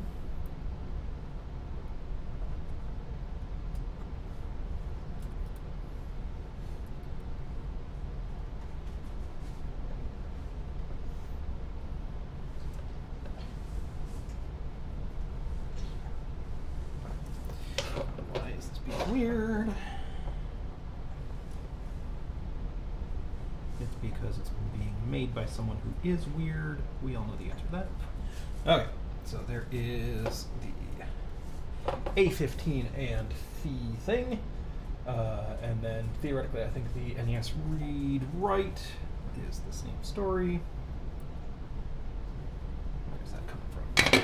Where are you coming from?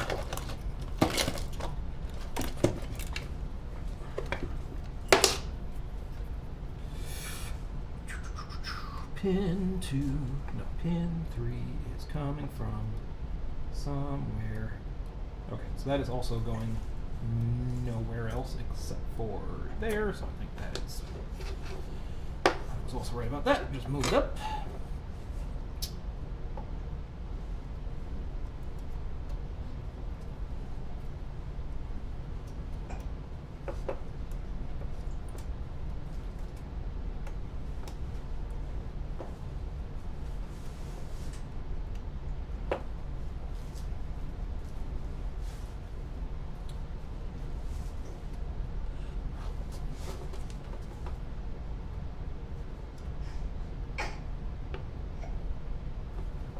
Was that a sneeze or a cough? Baby noises too. Those are the other great things about a baby. Always entertaining. Okay, and then the only other things I have, which I think I did not move them around, should still be my outputs. So 19, which is over here, should be my ROM chip enable, which looks right. 18 should be my floppy chip enable, which also looks right. And then 16's read B, 19, 18, 17. 17 is write B, which is going to the floppy controller, so I believe it. 16, yes, 16 is also going the same place, so again, that's right. And then we finally have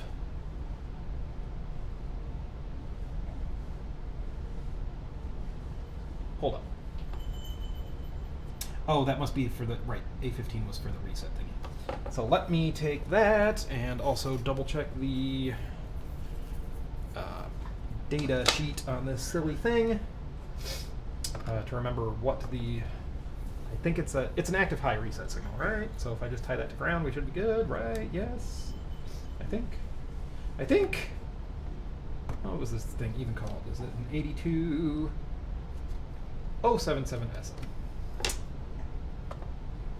Thank you as always, bit savers. Reset, reset, reset, reset, reset, reset, reset, reset, reset, reset. High level resets it. Cool. Oh. I think he's just lonely. That's the worst part.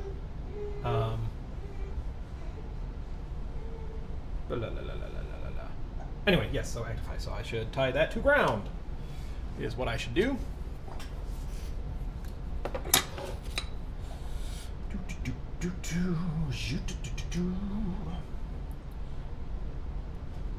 And then I can just go ham with these address lines. Oh, also, I'm not using output enable, so get the fuck out of here.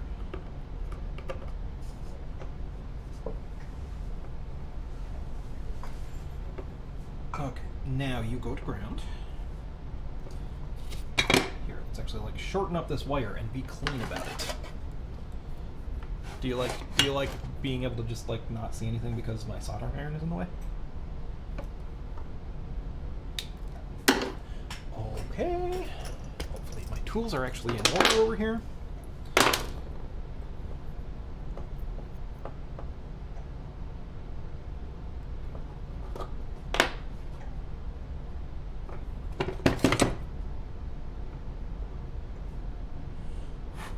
Okay, reset, grounded, done.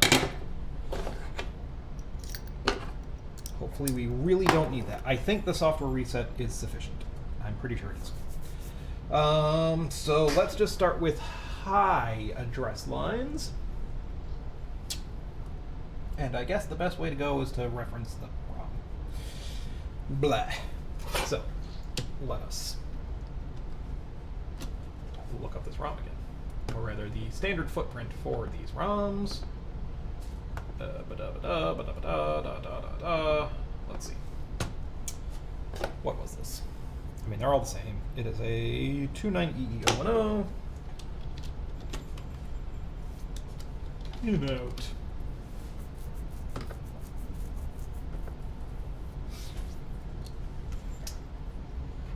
Oh, why did I do this?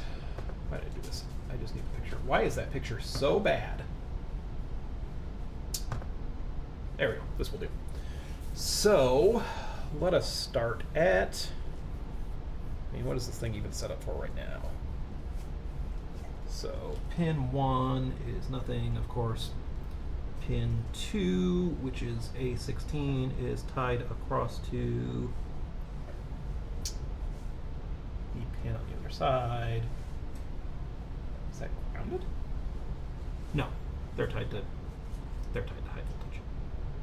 Yes, they are. Okay. Yes, VDD, right enable, and that pin are all tied together. Okay, that makes sense. And then A15 is the same thing. Good. And A14. Let's see. 32, 31. 30 is no connection. 29 is actually connected to the connector, so I think I can start from here. Let's do it. Oh, let's go to the bench. Let's see if I can get this tighter in. Does that do it for you? Cool.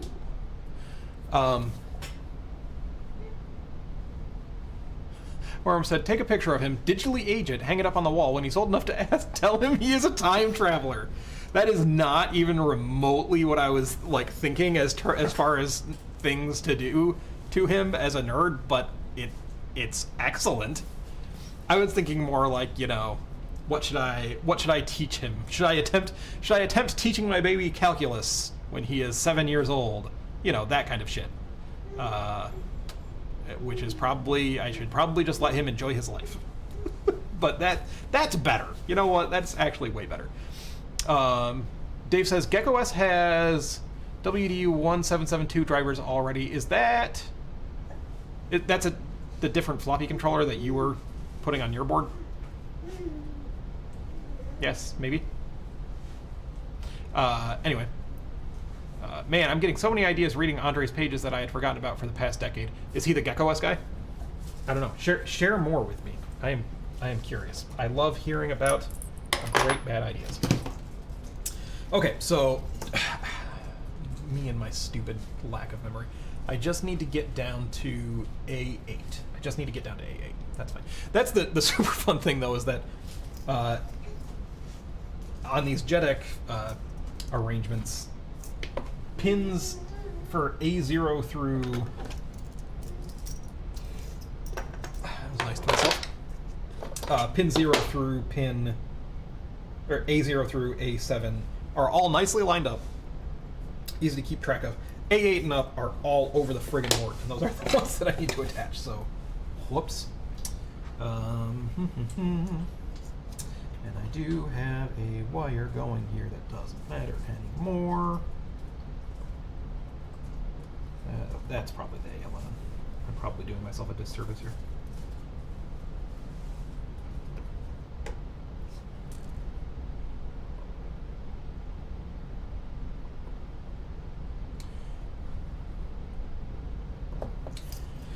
Yoody-doody-doo. Okay.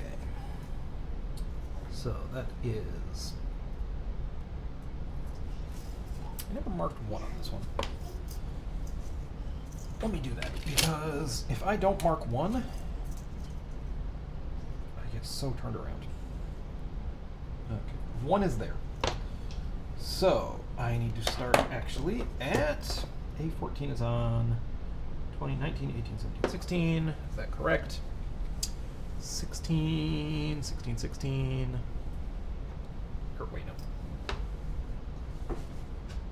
20, 19, 18, 17, 16. Oh, right, and then 15 is the SRAM chip enable that isn't wired up right now. Then we continue from there. So, this is... Wait. Oh, but I started with low addresses there? My god. That wasn't my god for the baby. That was my god to myself. I want everyone to be very clear. Right. Okay, yeah, so 14 is A4. So I actually do start at pin 3. 1 second, I'll be over to give you a shake, booba. Like the nice kind, not like the shaken baby syndrome kind. So this is 1, 2, 3.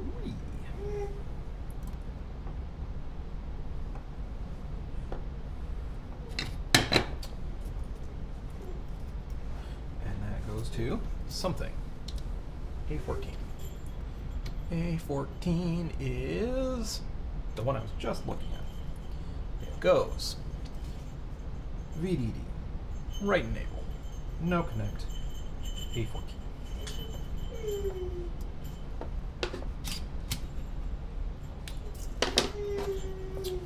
Lonely boy. Okay, let's see how many of these I can get through before he starts out and out crying, and then we'll have another baby break. That's what we do around here. Baby breaks all day.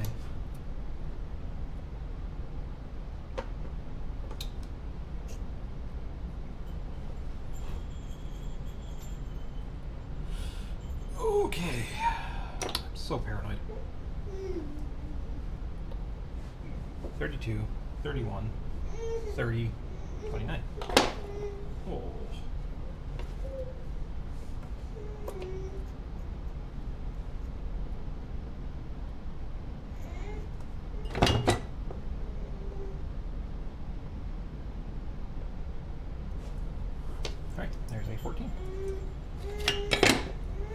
Again, remind me to wash my hands before I touch this baby.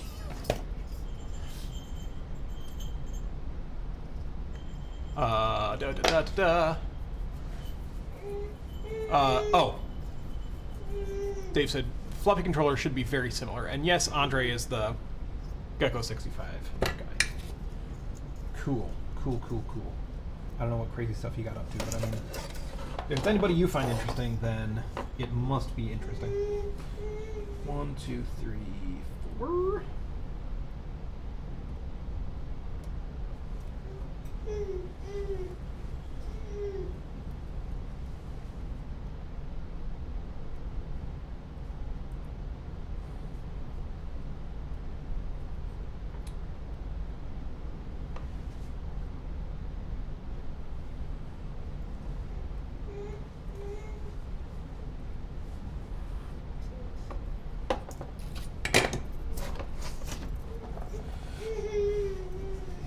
A13. This baby says my papa's a deadbeat.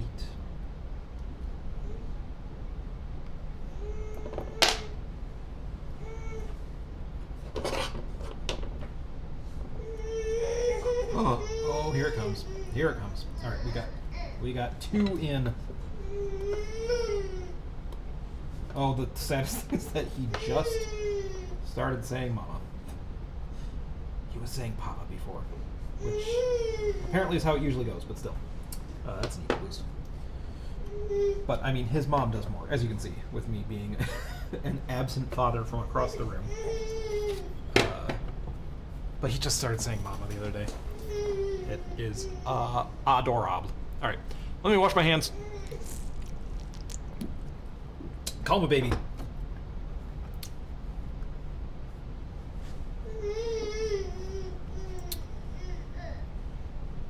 Figure out how this works. Oh, sorry.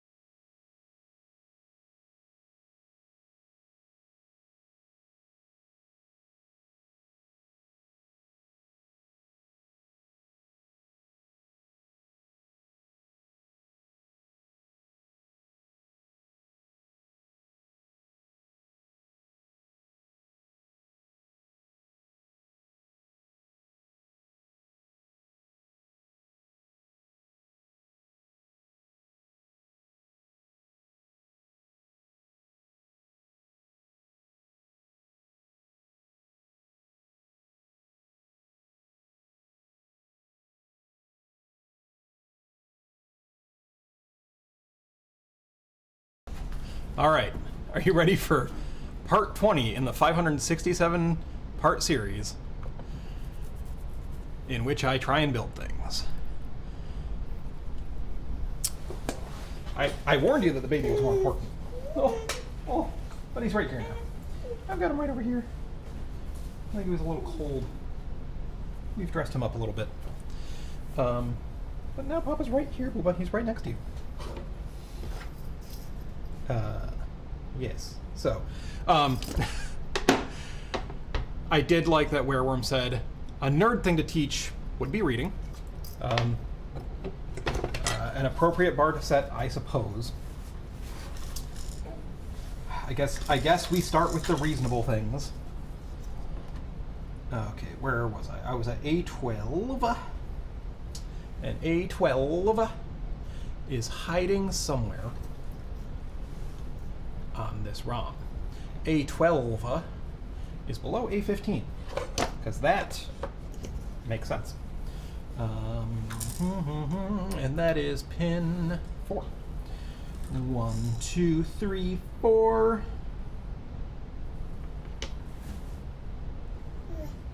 4 on the floor.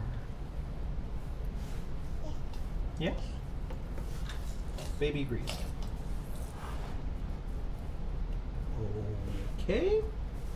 That ended up being the world's weirdest solder joint. Let's check continuity. That said, I think we lost. Oh, I forget his name. His name starts with a C. He's always my dude. For the beepin'. Cliff Cheney. I have no idea if Cliff Cheney is still here. Okay, he's playing around now. It's good. But he's my beep guy. He's my beep guy, and I don't have my beep guy. So, what am I to do? Anyway, I want to make sure this solder joint is actually good because it's ridiculous. I should probably set this to some kind of mode. Okay, he's full on in playing mode now. I feel much better. Okay, that appears to have continuity. I will just go ahead and believe it. Okay, and that goes to... Where does that go? That goes to A12, goes to pin 5, 3, 4, 5. 1, 2, 3, 4, 5. That seems like a place where that should go. Okay, yeah, he's having a fun time over there now. I think he's warmed up a touch, and now that he is a little closer to Papa, I had him across the room near where I have a fake fireplace that I figured might warm him up a little bit, but I think he just wants to be close to me. Which is, you know, I guess that's okay. I guess if my child wants to be near me, fine. Okay, A11. That goes to a place. Goes to pin 6. I guess I should just start from this side. I will keep doing it from this side so that I can keep track. This just goes down and down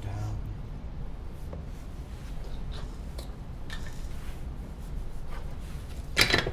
And A11 is what weird ass place is A11 at? It is on pin 20-5 for some reason. For some reason. So that is 32, 31, 30, 21, 28, 27, 26, 25. Yep, of course that was that one that I removed earlier that I said this is probably A11. But that's fine. The wires are going to go different places anyway.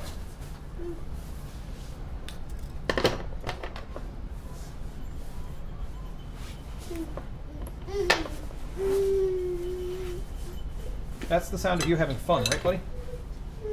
Yeah, that's a joyful sound.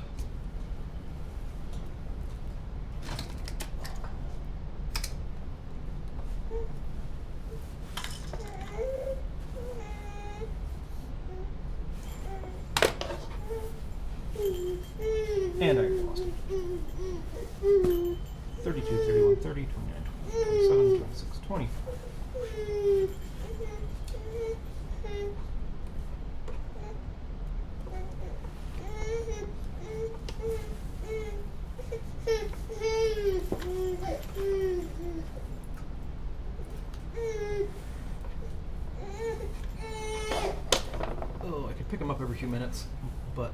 that is not an option while I am soldering.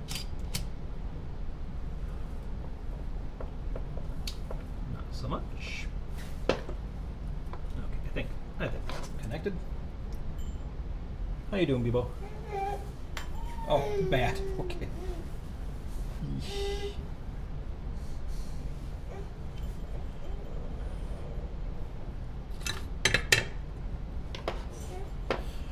That's 11. What am I getting down to? 8. 8. We're getting there. So A10. A10, can you see by the soldering of wires? Oh yeah, Wereworm said, my dad practiced reading with me by reading comics in allotted characters. One of my fondest memories.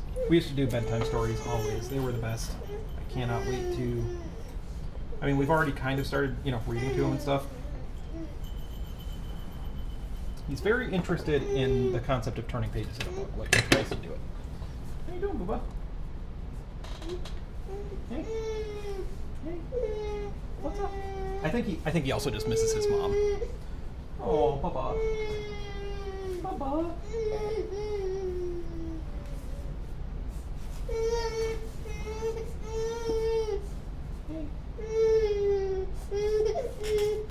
Okay, don't touch my hands. Hey.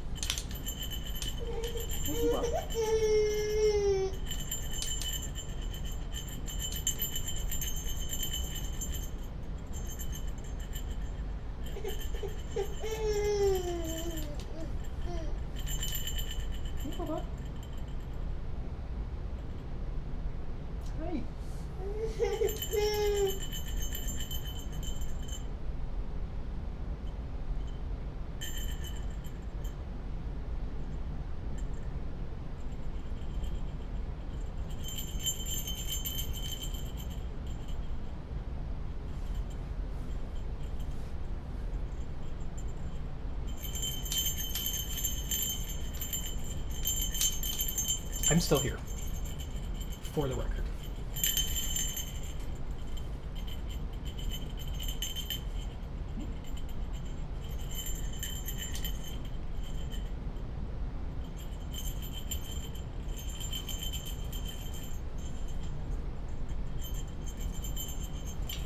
What? What?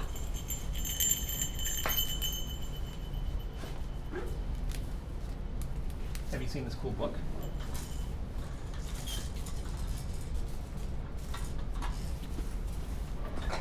Okay, he's looking at pictures. Hurry! Hurry! A10! Where are you, A10? A10 is at 23. Oh, 25, 24, 23. That's easy. Don't forget this. It's right there.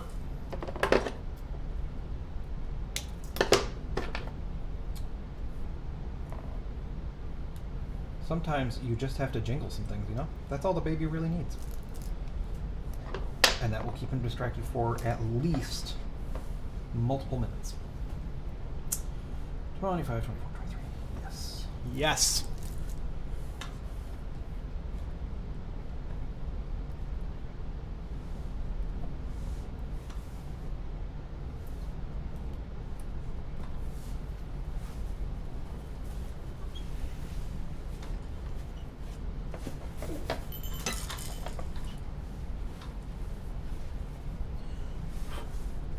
Done. 9. 2 more. And then we can watch this not work.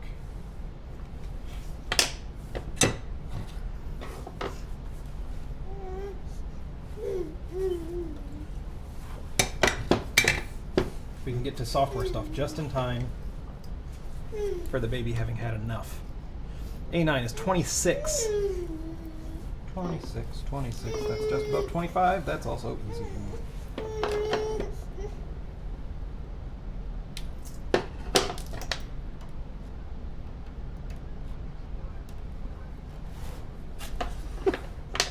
Where said, would the real Cliff Cheney please stand up? Please stand up.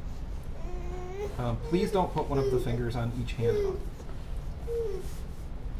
You're free to do whatever you want, but I just feel sad if that's what I get. I don't think that's what you want to send it my way.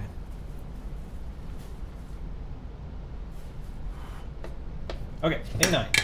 A8, this should be the last one. And then I can pick up the baby and code one-handed. Okay, let us do a sanity check. Oh no! No, no! Yes, A8 is on pin 9. That is the last pin on this side.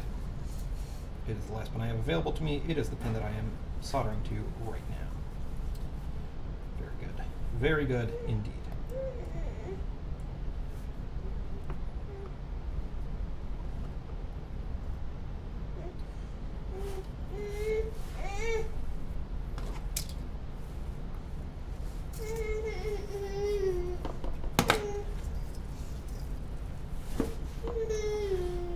Lonely boy, he's a poor lonely boy.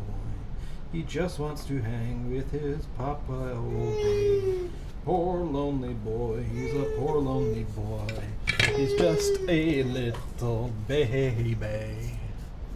Baby, he's a little baby. And that is 27, which is just above the last one I did. Chop it, solder it, plug it in, watch it not work. We're all set. We're getting our shit together here. And then we will do the old wereworm, poke the disc inserted bit and watch it toggle trick.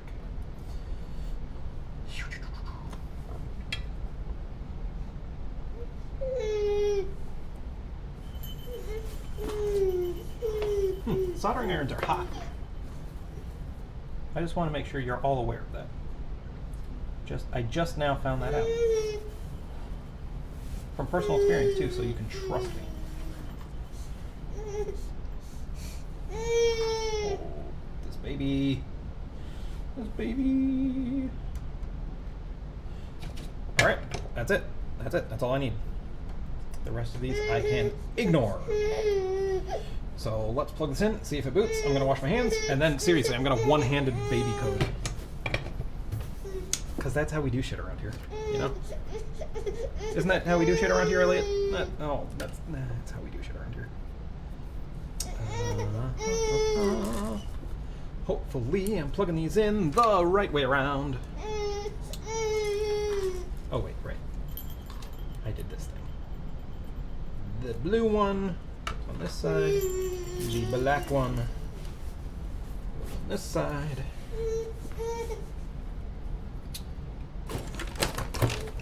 Maybe put a piece of PCB here so that they don't short each other out. Oh. Okay, it doesn't work. Cool. That's fine. That's totally fine. I'm going to wash my hands. Grab this baby. Be right back. Bubber. I'm sorry, you'll have to stay there for a second. Papa can't touch these things. Oh, sorry guys.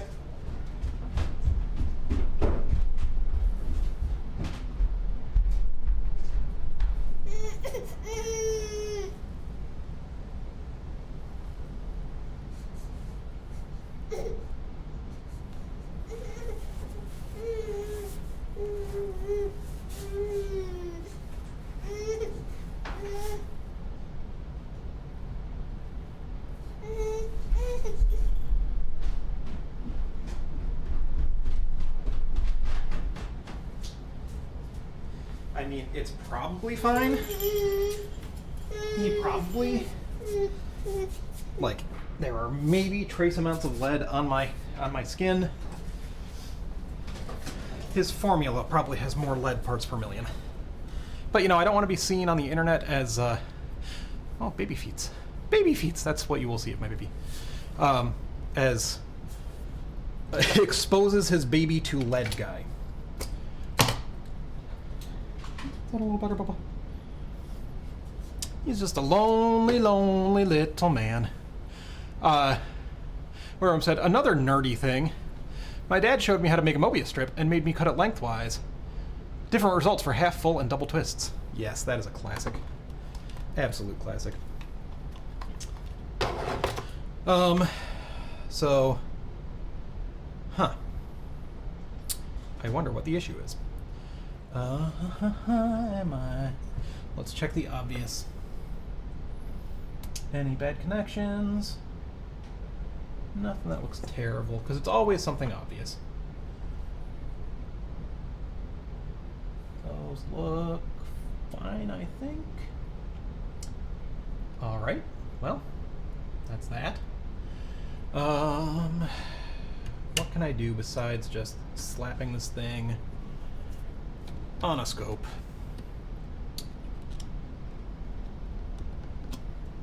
Let's double check our logic. I guess firstly, to make sure that I didn't totally bodge things up, I can revert this slightly.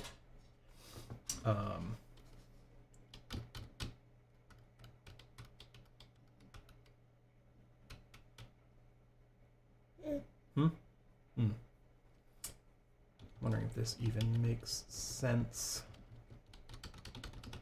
Yeah, let's just go ahead and, for a moment, I'm going to comment this. And I'm just going to restore like the incredibly simple mapping that I had just to make sure that much of things are wired up correctly.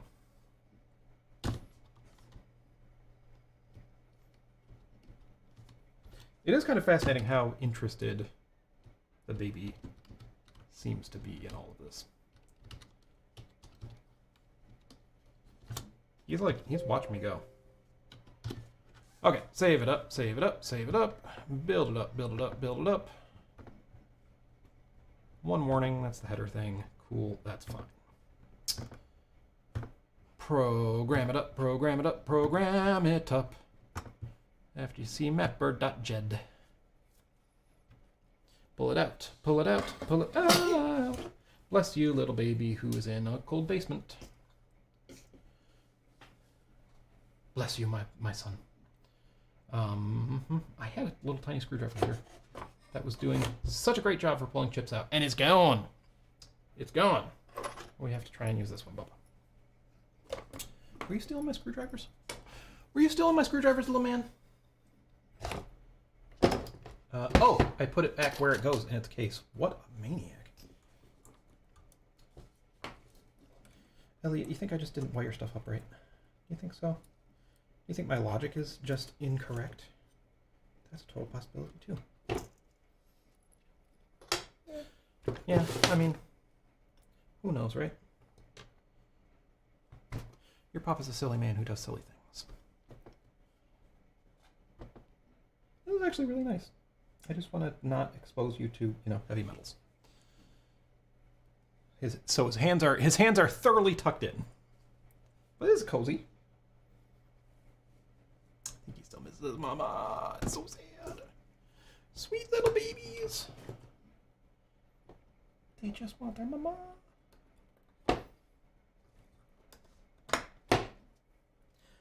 I do think it would be entertaining. I need to ask. I don't personally know any same-sex couples who have children, but surely the same dynamic exists where there's a preferential parent, and when you have your own natural-born child, like you obviously, mom is going to become the preferential parent most of the time because that's just the way it works. It's it's hormonal. She had the baby. There's a lot of stuff going on there. But with a same-sex couple with a baby, somebody's going to become the preferential parent, and that has to be a fascinating dynamic of like just between the couple, who gets upset because the baby likes the other one more. It's gotta happen. I would love to know. I bet that's funny and frustrating. Okay, we programmed that, right? Yes, and we stuck it back in. Cool. All right, let's go to the screen. Watch it still not work. No, it works fine. Okay, so there are two possibilities here. either A, my logic is wrong, which is a real possibility, or B, I soldered some shit up wrong. Also a real possibility, but I feel like it's more likely the logic, or at least I'm hoping. So let's futz with that a little bit more. So let's do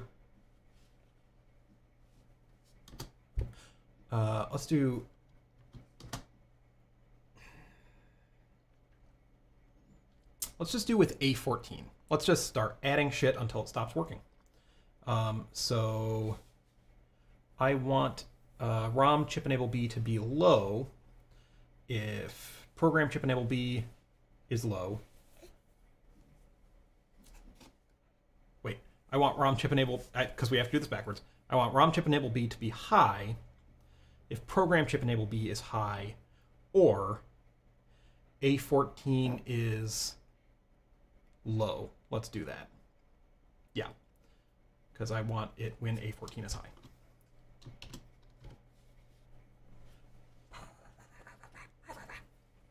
Sorry, I had a real craving for baby hands there for a second, and you know, it's the craving that just can't. Oh, what does he say? I don't know why. One of my favorite things is that stupid ancient llamas flash animation where the llama eats hands. And sometimes you just get the craving for human hands.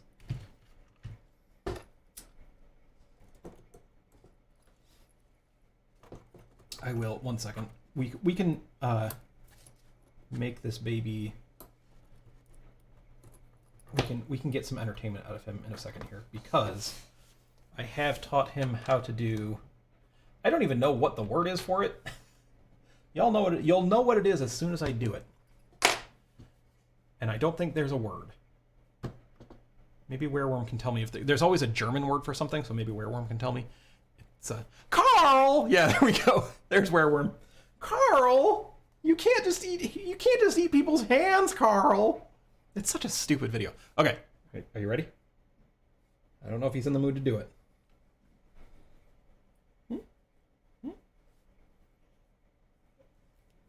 Yeah? Oh, you want to do it.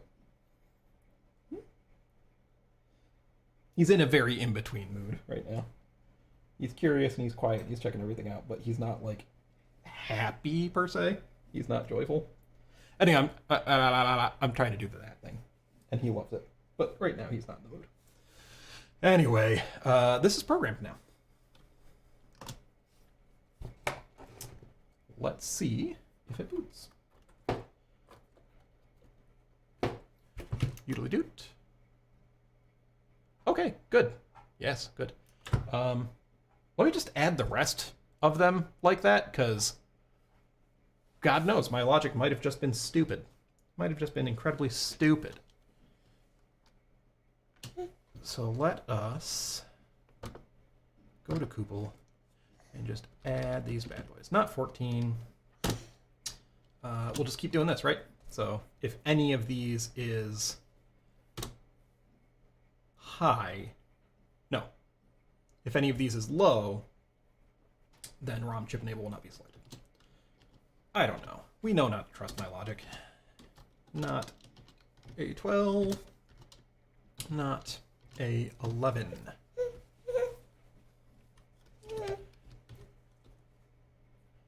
And that should give us 2K of ROM. Control save. Run. Compile. One warning. Someday I'll fix that. No, I'll never fix that. I'm gonna say it now. I'm never gonna fix it. Oh, you want me to fix it? Oh. He also wants to touch everything on my desk, and I think he's getting really frustrated right now that I'm not letting him touch everything. What can is there something I can let you play with here?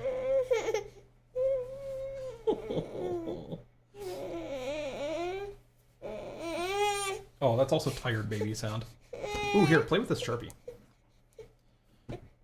Just don't take the cap off, or your mother is gonna ask questions. I just programmed it and stuck it back in, right? I don't know. Let's go. Let's do it.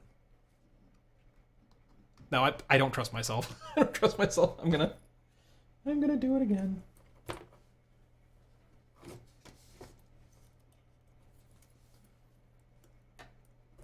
Oh god. Bent leg city. Uh-oh. Uh-oh, spaghetti-o.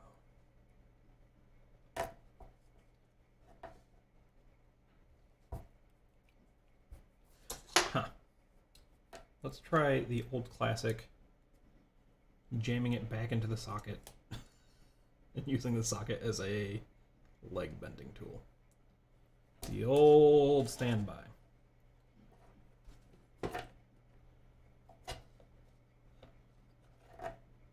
It does nothing.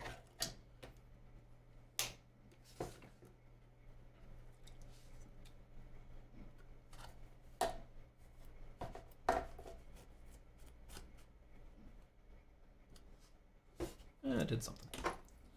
I just really don't want to break. I'm starting to run really short on these things.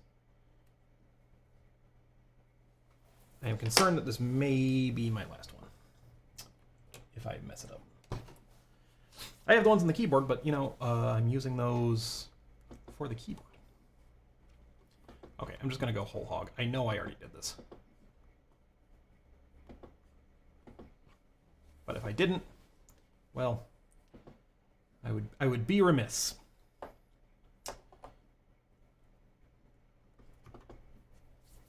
Okay, now I definitely did it this time, y'all.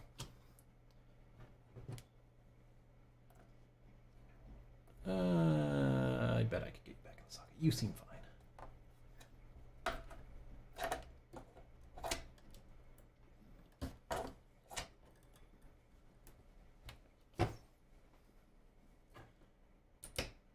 Sure. Fascinating. So, you think I soldered something wrong?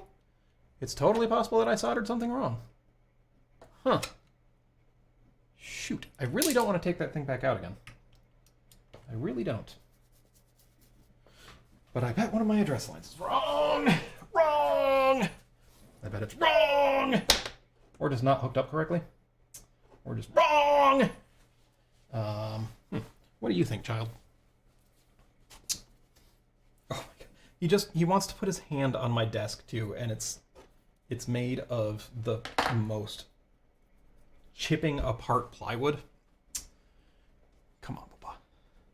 Don't get your hands hurt. Okay. What's my next step then?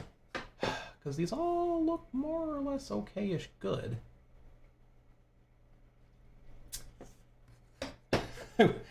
This is the part where I would buzz it out, but here's the thing. I only got one hand. So I just kind of have to look to see if anything is really obvious. Here. Have your Sharpie. Oh, you know what? Why don't I just give you one of your toys? You just want something to play with, right? No, he wants to play with my shit. Here, have a Sharpie. I'm just trying to think of what my steps are moving forward. Surely one of these must be wrong.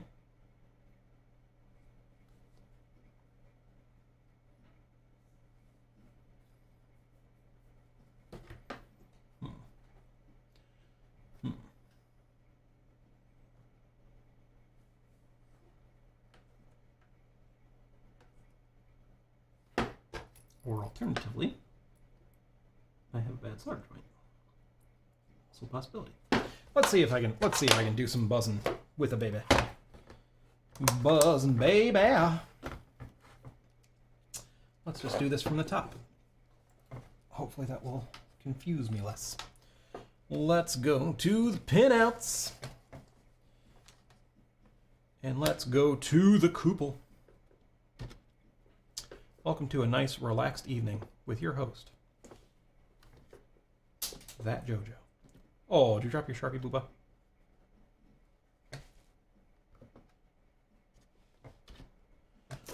Okay, let's see.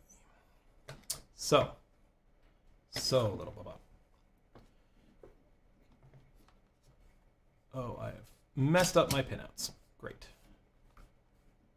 There we go. There's the right one. So let's start at A14, which should be on pin 3. Here, let's put this here so you can have a look. Oh no, he found these wires. Oh no! Alright. 1, 2, 3. And we are looking for A14, which is on 29. 32, 31, 30, 29. Totally connected. Super cool, bro. Alright. A4. Hey, Booba. How can I get you to not do that? I'm sorry. A4, which should be connected to, or pin 4, which should be connected to A13, which is 28. Oh, Bubba. Can I get you your own multimeter? Maybe that's what I should give this baby. There's a nerd thing. Raise your baby on multimeters. Here you go. Here. Babies love wires. Babies love yanking on shit. It's their favorite. Here, yank on these wires. Just don't stab yourself.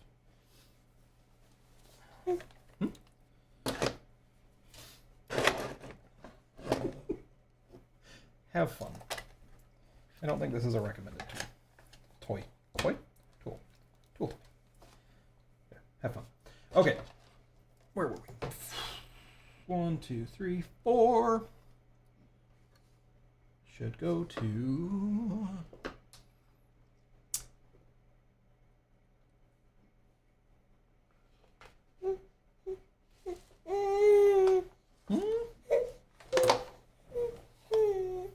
No? Do you just not like buzzing out connections? Oh no! I showed the baby's face! Oh no! Worm says, so you have another multimeter. Yeah. Yeah. Have I not used this one on stream? It's, the battery's dead. Oh no! Oh no!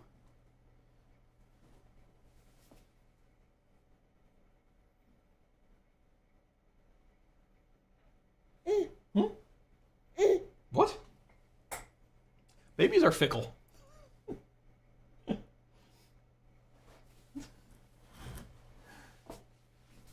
Come on, Pop. Do you want to be back in here? That sounds like a no. Woo.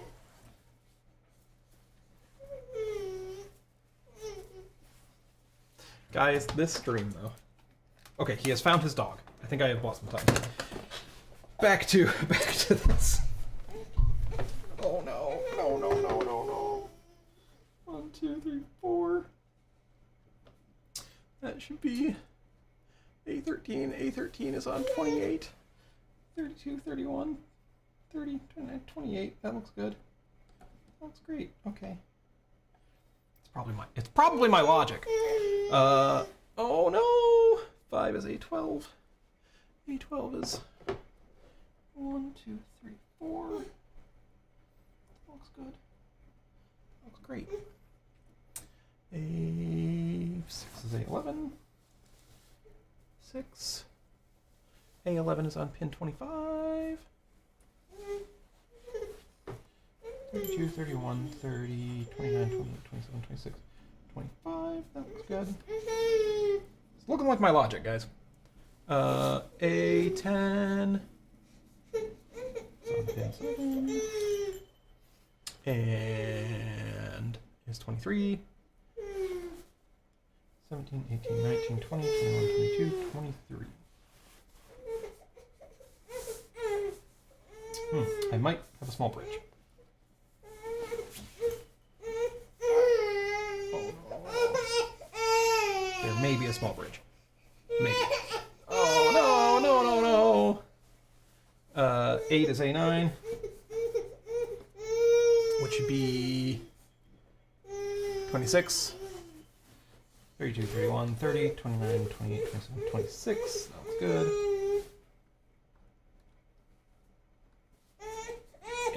And A8 is at 27, 32, 31, 30, 29, 28, 27. Looks good. Okay, so potential bridge at A11-ish. Maybe I could see it. 1 second.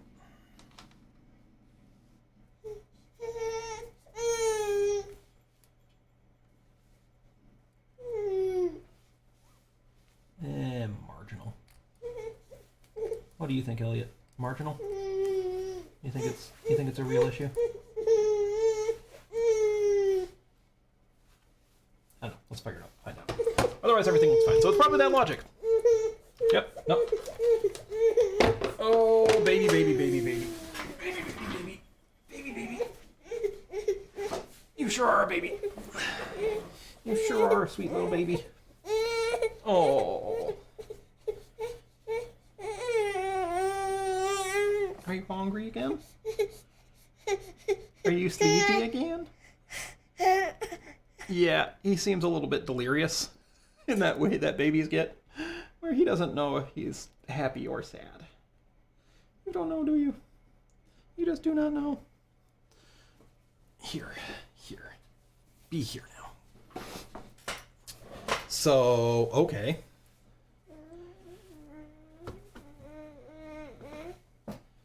Let's update this and try again and try not to break off the feet of my thing.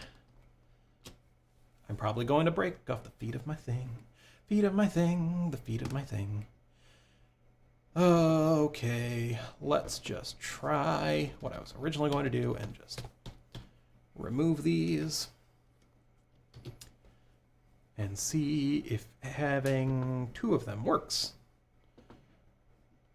Okay, built. Okay.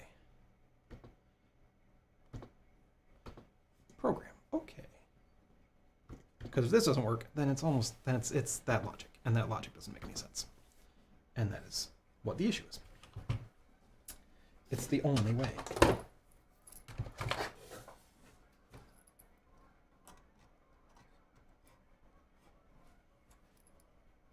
Gentle, gentle, don't break the thing. Gentle, gentle, don't break your baby either. Gentle, gentle. You-dee-doo-dee-doo. Gentle, gentle. You got to be careful, or you're gonna break all your shit.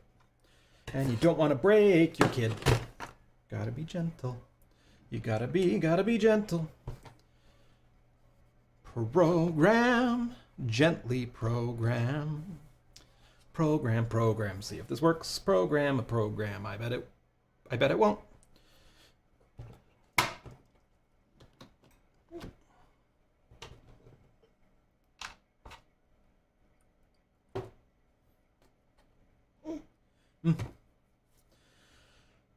Fingers crossed. Okay, so it does work. Well, shit. Okay. So my other question is...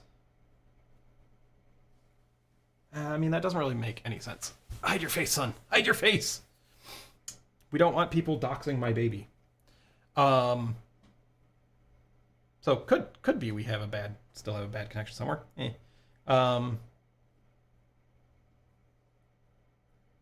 Or I have to think this through, and this mapping doesn't make sense for some reason. Like, no, I mean 2K is plenty because our entry point is at like E1000 something right now, which is that's not even close to, is it? Is it? Do we have 2K of shit in there right now? Do we? We have, well, no, we got rid of a lookup table, so it shouldn't be that bad anymore. Well, let's see if because we said 2K was 800 hex of stuff.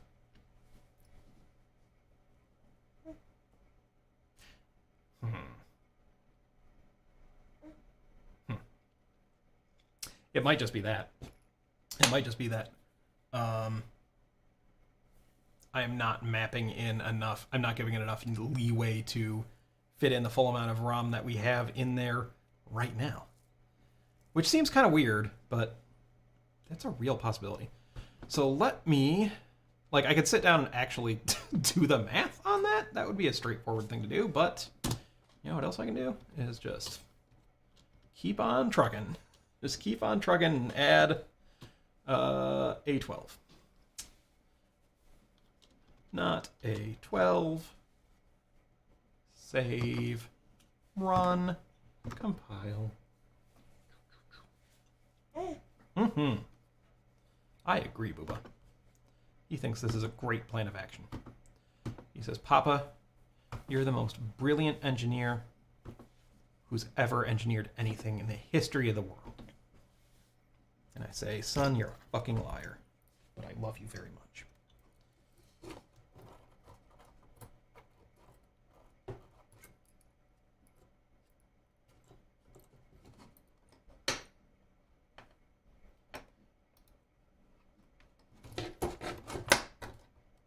Just wait for the day where I try and make you my lab assistant, okay? And we'll see if you either hate me or love me at that point. Yeah, it's worrying, huh?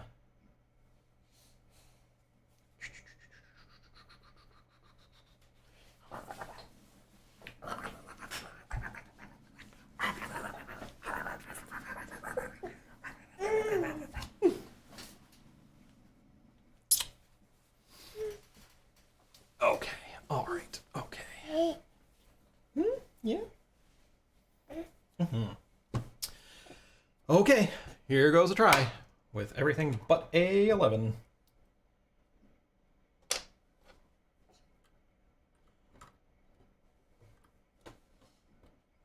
The fun thing was A11 was, I believe, the one that I was seeing a potential bridge on. But I see nothing even remotely like that on the actual physical thing, so...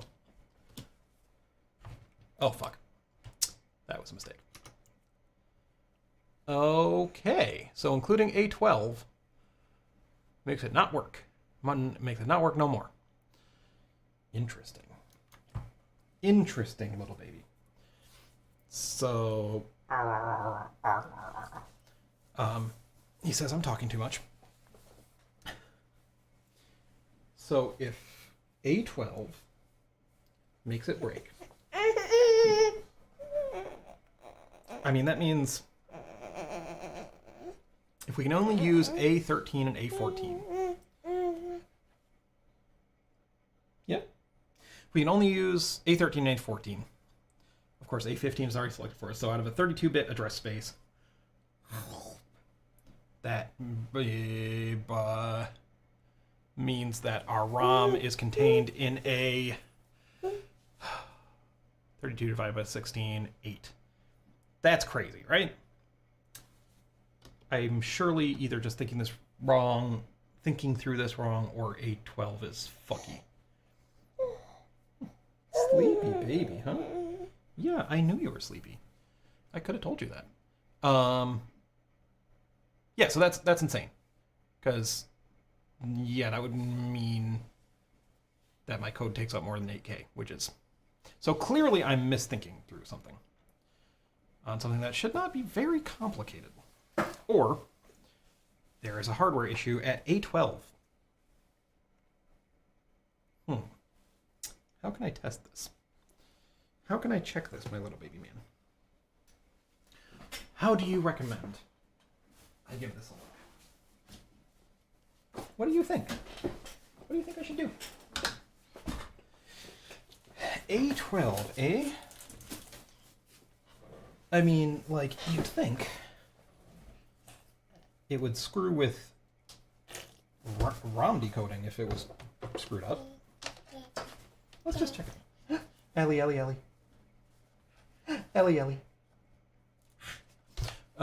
Yes, so, right. A12. Where are you? I already looked at you. Woohoo! You want me to stand you back up again? He seems good. A12 was at 4. 1, 2, 3, 4. And that should be connected to... A12 is connected to 5. 1, 2, 3, 4, 5. Looks good. Do we have any like bleed through on the other sides? No, like it looks super good. It looks great. Okay, so then the question is, I don't know, A12 on the actual cartridge? Is it possible that that's screwed up in some bizarre way? Well, here's CPU A12. 1, 2, 3, 4, 5. Looks great.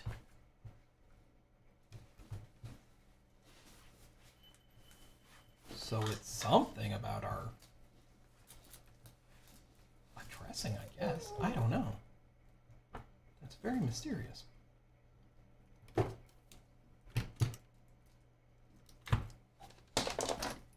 Very mysterious indeed.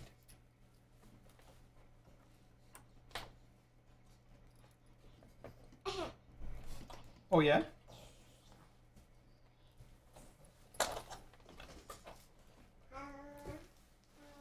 I'm just, for shits and giggles, I'm doing that.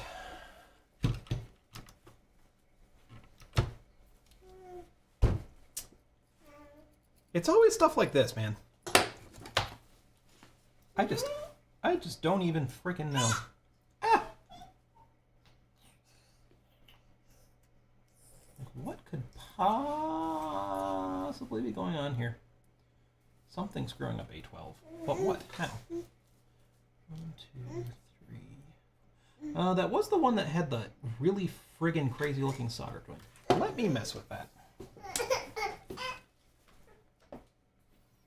I mean, I'm not really seeing anything else weird about it, but the solder joint does look really strange. What's up, Belly Belly? Here, before I start soldering and dirtying my hands again. You want to stand up? You want to stand up? Hey! There he is. Oh, yeah, you are delirious. Okay, so it looks weird.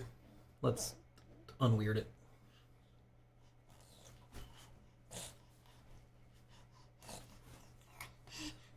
What is this noise you're making, baby?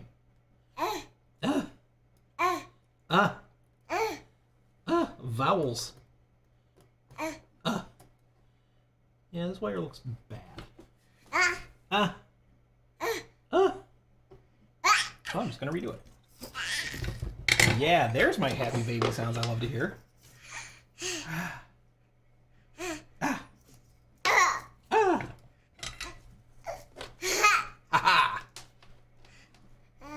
Huh? Huh?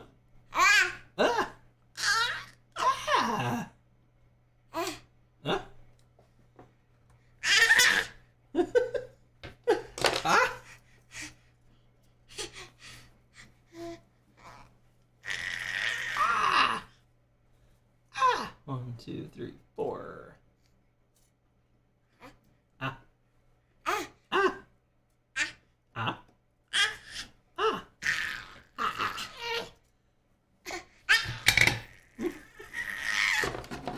It's just standing up, and all of a sudden he's in this great mood.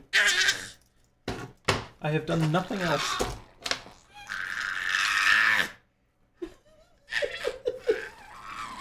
Babies are insane. Like, in the best way. Babies are psychos. Little, beautiful psychos. Oh, this is what I live with every day. It's the best. I love it.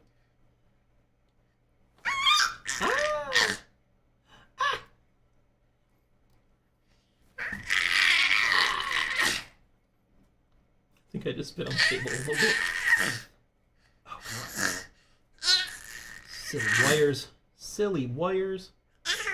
Ah.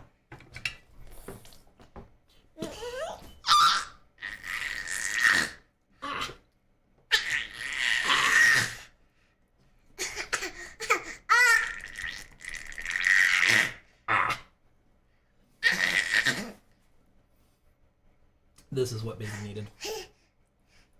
This is what he wasn't getting. Is a screaming session with Papa.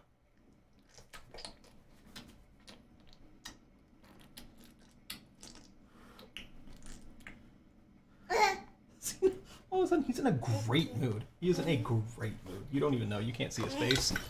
He is just grinning.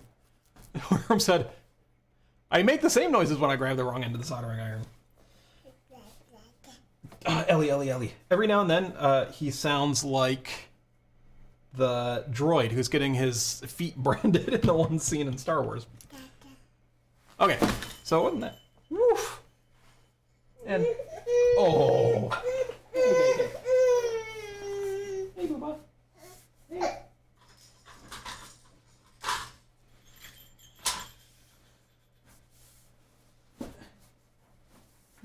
Whoa.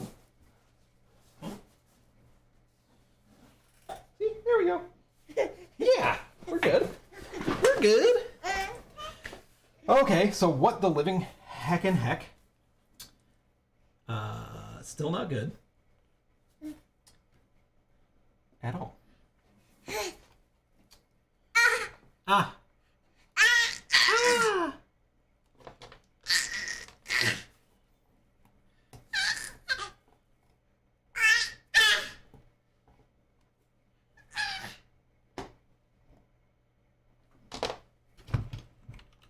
I'm curious. Nope.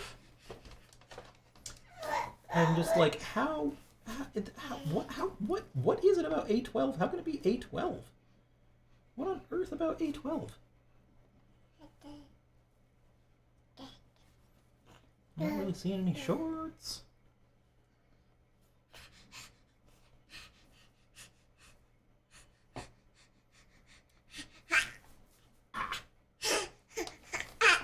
Let's going to CPU A12. Like, there's got to be something really obvious I'm missing here, right? I don't know what it is, but there's got to be something that I am just totally missing. Because everything looks pretty okay. Ellie. 1, 2, 3, 4. Well, what was that going to be? So that was 2 things.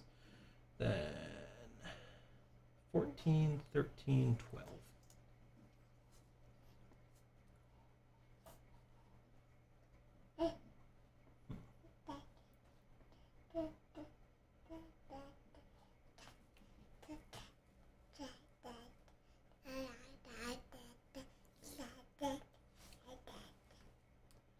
Ellie. Huh? It looks fine. It looks so fine.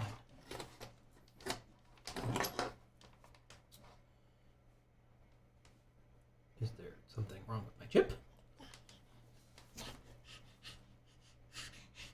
Doesn't look any weird than any of the looks. And I was poking the leg too, so clearly I've got continuity. Is it trying to access some weird part of ROM space that I'm not? Yeah? Ah! What do you think, Bubba? Ah! Wow! It's A12. It's A12, but what could it possibly be about A12? Why A12, Booba? Why would A12 ever get set? Huh? Yeah? Unless it's just my frickin' logic. Whoa. Hey, you flopped down onto a toy. That was good. Do I need to, like, zip tie your hands? Yeah. Oh, he smiled when I said that. Oh, boy. Oh, boy. I don't know. Any thoughts, Wereworm? Any thoughts about why this would... Because A12 seems to be connected just fine. Ellie. Ha. Ah. Ah. There he goes. There he goes. There he goes.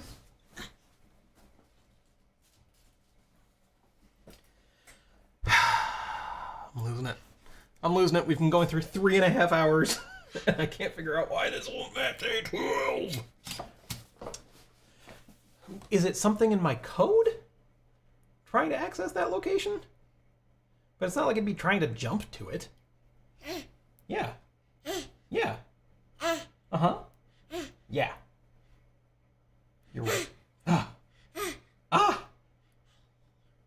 Yeah. I don't know. Here's a silly thing. Let me look at my memory map really quick. Like, almost 100% has nothing to do with anything, but I don't know. I'm grasping at straws here.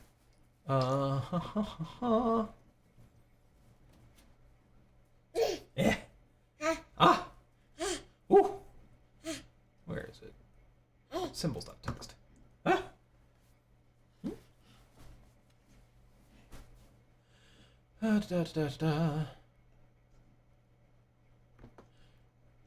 So how E1000, right?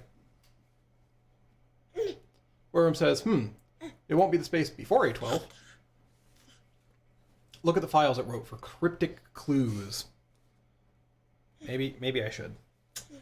But it's got to be something about the memory map. It's got to be something I'm not thinking through right. Something that touches A12. For example, let me just work out E065. Because E065 is going to be... Oh, well, let's just start with the E. 1110 000 0110 0101. So these are A0, A1, A2, A3, A0, A1, A2, A3, A4, A5, A6, A7, A8, A9, A10, A11, A12. So there you go. Stupid, but not incorrect. So why is my entry so far? It's got to be the way. Oh, it is the way I made my memory map. Yeah. Yeah. You're right. No, it's because it's because that's on the 4K boundary. And I gave myself like 4K of space, and I'm trying to make it 2K. That's all it is. That's it, Bubba. That's it. Or 8K. No, I gave myself 8K of space. So it's just the memory map. It's just, I'm super dumb. It's just the memory map. And I can't hex math in my head. Well, I guess that's good. Well, now we have that figured out. So I have options. I can build this with a smaller ROM area. Maybe let's just do that. That should be in the link config. Right, because it says the code main starts at E1000.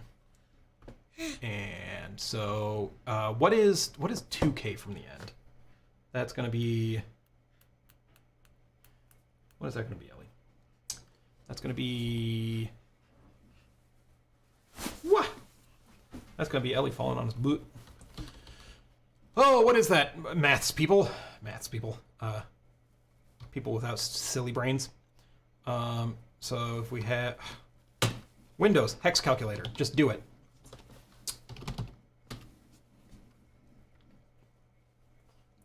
Hex. Yoodly doodly doo.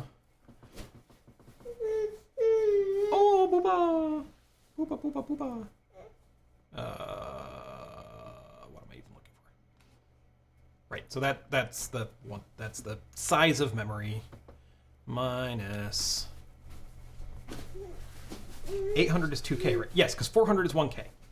Yes, I am recalling these numbers. So that means I get to go back to F800. That makes sense because 8 is half of 16. So I can go back as far as F800. That's not amazing. Maybe I give myself 4K of ROM. Let's do 4K of ROM. Which would put me at F1000, right? Oh, goodness. I don't know how to do this. There we go. So let's set that at F1000. Let's update this to that would be fine, right? Yes. Yes. F anything is our ROM area. Okay, 4K of ROM. Don't have to change this, that's fine. We'll change this, and then I'm gonna hug this baby again. Hug this sweet, sweet baby, this sweet, lonely baby. And don't save. And this is good. I am used to working on a Mac lately. Whoops. Linked up PS1. Oh, before this baby loses it.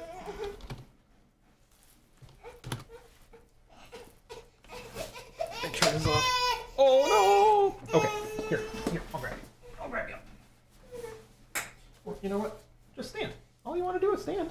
That's all, yeah, that's all you want. Yeah. Because you just want to watch your papa, huh? Yeah. That's very sweet of you. Okay, it built. For better or worse. Yoody-doody-doo. Yank out this chip. Put it in the other thing. Oh. Wareham was doing math that I didn't look at because I suck. Change this to... What if I put double-sided tape? Ah! See, he was crying a second ago and I just stand him up and he's just like... To the moon. What if I just put double-sided tape on the inside of your palm? It is 29EE010. Yes. Yes, please. Select. Do not check ID. Load. Browse. Basic.bin.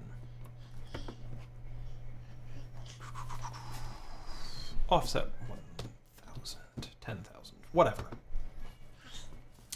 Program. And this should boot, my baby. This should boot. And 4K of ROM is fine. I'll probably go back to 8K. I probably will. I mean, it's just a question of how much. Because if we do, I was working this out. We can do like 4K of ROM. Which seems like a decent-ish amount. I mean, I haven't even come close to using the 2K that I had kind of mapped out. But 4K of ROM, and that will give us a remaining memory space of, 28K. And then the thing is, we can pretty much, with the granularity we have, we can pretty much use 28K of SRAM. Because I am, I'm doing things page size. I'm doing things page size. So, we can have only 256 bytes is going to be taken up by that I/O window. So, effectively, almost the full 28K of SRAM. That seems pretty good, right? I would be happy with that. Which means at some point we should add SRAM soon. But we're ignoring that for now. Because all we want to do, Ellie, is we just want to access this goddamn floppy. Okay, are you guys excited that I finally got past my brain dumbness? Well, this round of my brain dumbness.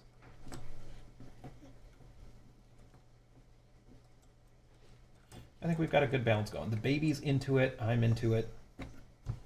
We figured out how to make the baby happy. He's loving it. He's just standing here like checking it out. And every time I look at him, he's like, yeah! Yeah? Yeah. Of course, Mama's home now, and she's going to come down and say, what the hell are you doing?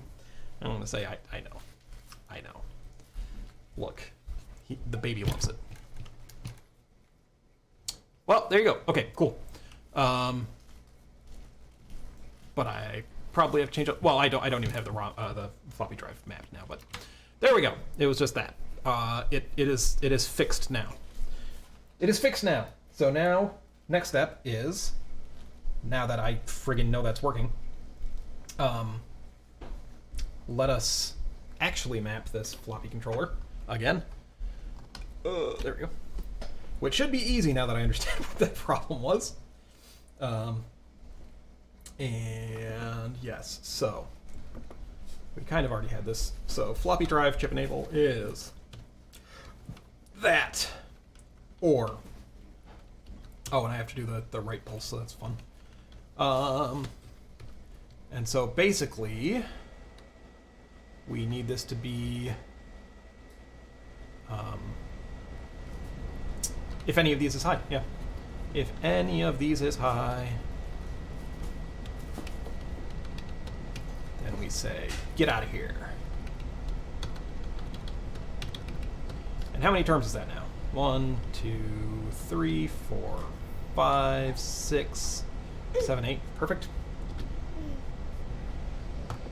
I love how its syntax highlighting just takes a shit sometimes. And like this I can literally, like I don't even have to do this, right? I can literally just do this. I don't know why I didn't do this in the first place, but I'm pretty sure I can just do this.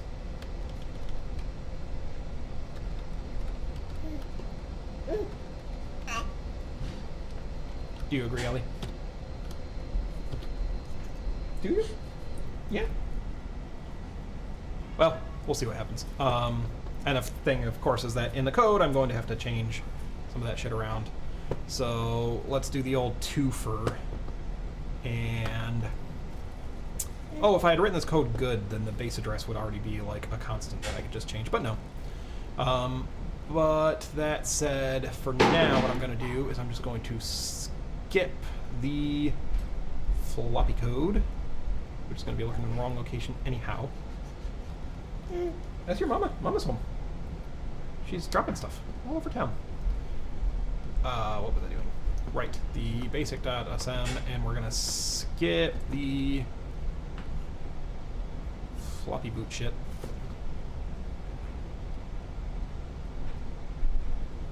Attempt read sector, FTC reset loop.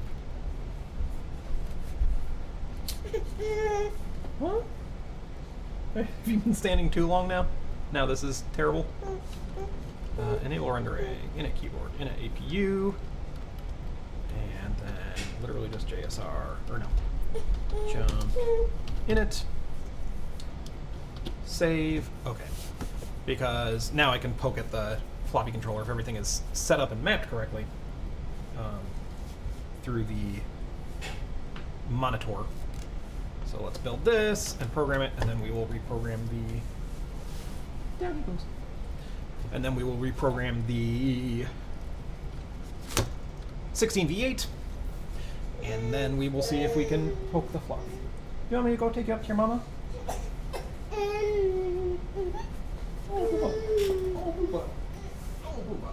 We might just take a quick break in a second here, just to take him up to mama.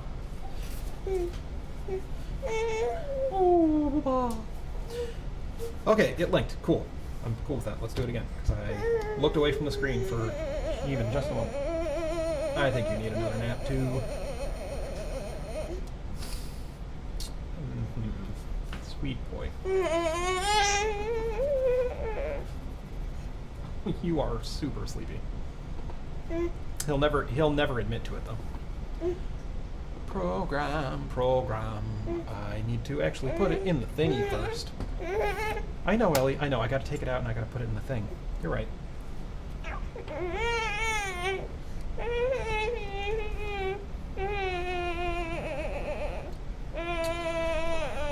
Program. Little bitty Ellie, we gotta program. We got to program this chip. We gotta program it up and program it down. We gotta program this chip right all over town. Program. We've got to program. We gotta program it here and program it there and turn off our iron so we don't set our hair on fire. On fire. For those who watch the IT crowd, this is a favorite of me and my wife. So, the soldering iron is off, so I just turn it on and walk away. A classic.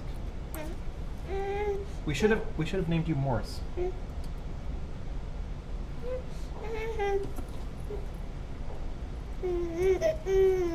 He's only happy when I'm singing.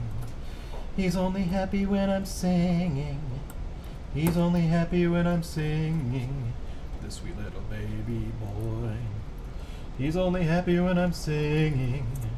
He's only happy when I'm singing. He's only happy when I'm singing, this little baby boy. See, this all works out because I sing on the stream anyway, so. Oh no! Let's pop this chip out and fire this up and then see about getting you to your mom. There we go. I just really didn't want to break that chip. Sweet booba. Sweet booba booba. Okay. Oh, I know. Okay. Gonna build this for fun.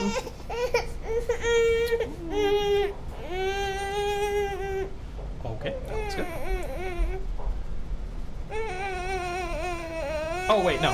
That's backwards, isn't it? That should be... These should all be ors. Because if any of these is high, then we should not select this chip.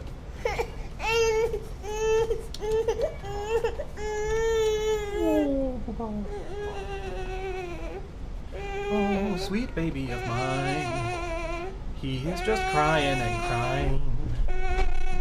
Oh, my sweet baby boy, Mama's coming for you, my sweetness. I think he's just getting tired. He was really good a second ago. I can keep looking after him if you want.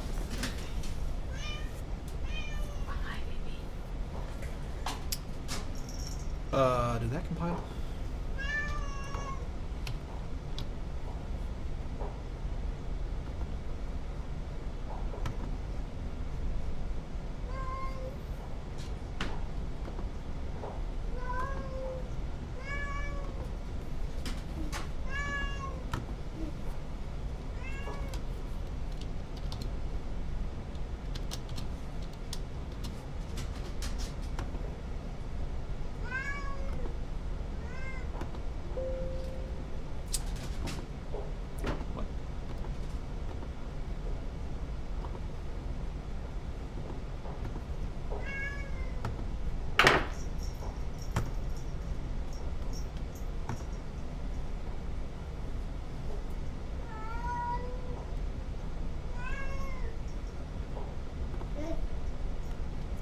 All right, programmed. Let's see what this does for us.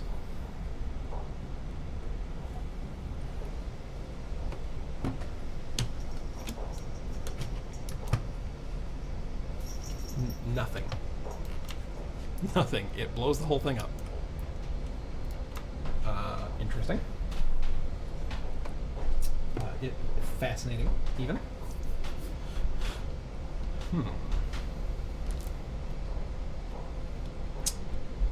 But I didn't change anything.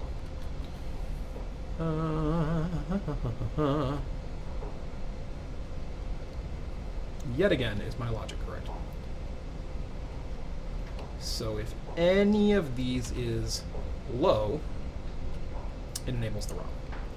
If any of these, only if all of these are low, does it? Why does that feel like? No, those shouldn't be stomping over each other. Let's say these are all 0, this is 0. That would mean these are 0, which would mean this is 1, 1, 1, which would mean this is 1. So they shouldn't be standing all over each other. Very strange. Very strange. Kind of shocking. Rather confusing.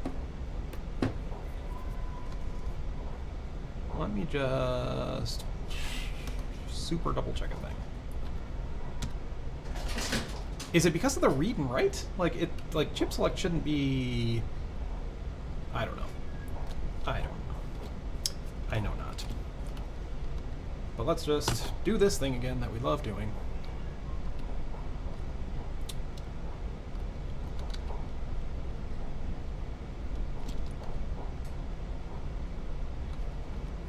Hard-coded to 1.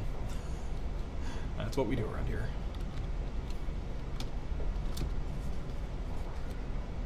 Save it, run it, compile it.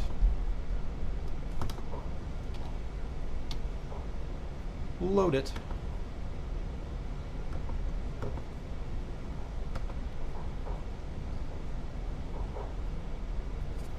Pop it out and program it.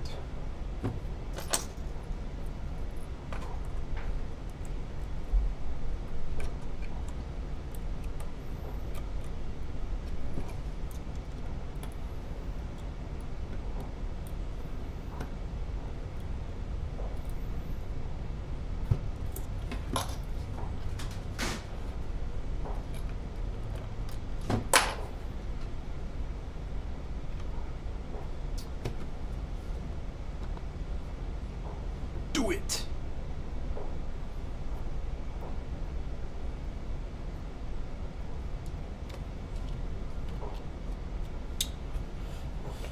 Let's see if that makes a single difference. Let's see if that makes a single difference. Let's see if that makes a single difference at all.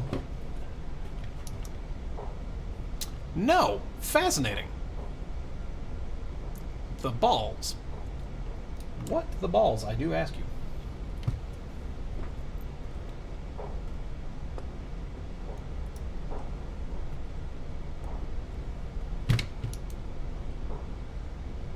You know, it could just be something stupid like my code is not running right. That's a complete possibility. Yeah.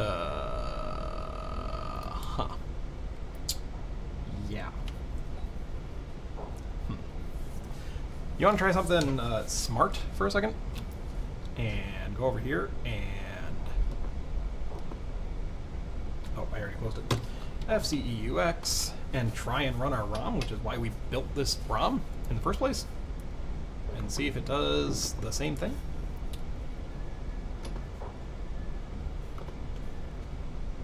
No, it works. So...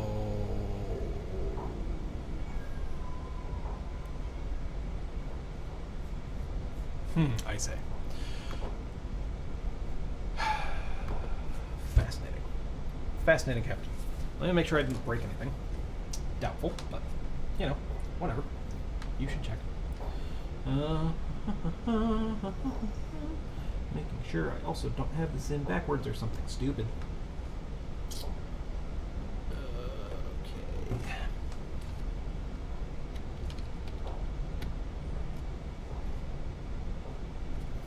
Alright. 3 is A14. Let's do this again.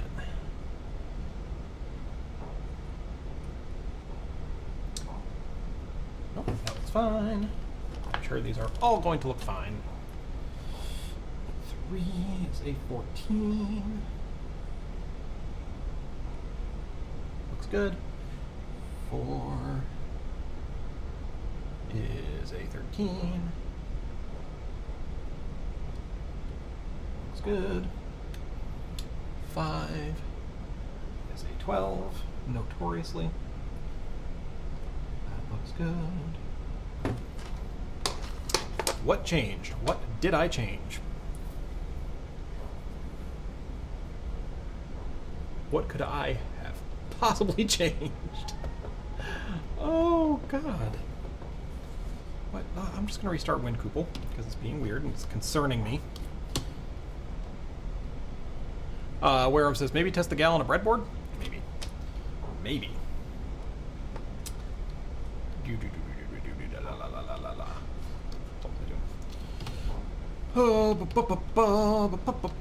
What did I do with, oh, I closed it. That's what I was doing. WinCouple. File open, FTC mapper.pld.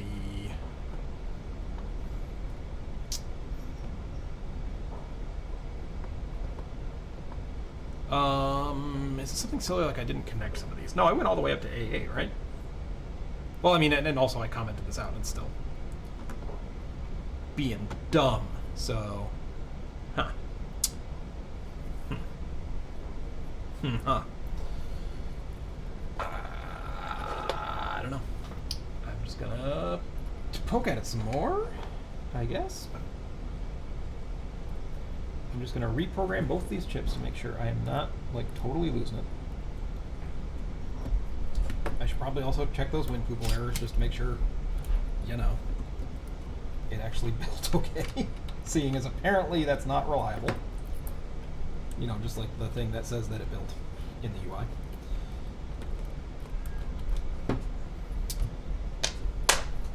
WinPoople, save it up, run, device dependent compile. Okay, let's check the actual messages. Missing header items, that's it. You look fine. It's like, now that I've done this, nothing should be different about this since the last time I ran it and it worked. So that's fun.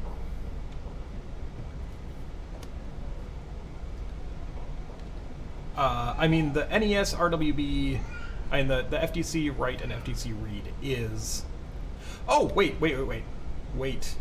That...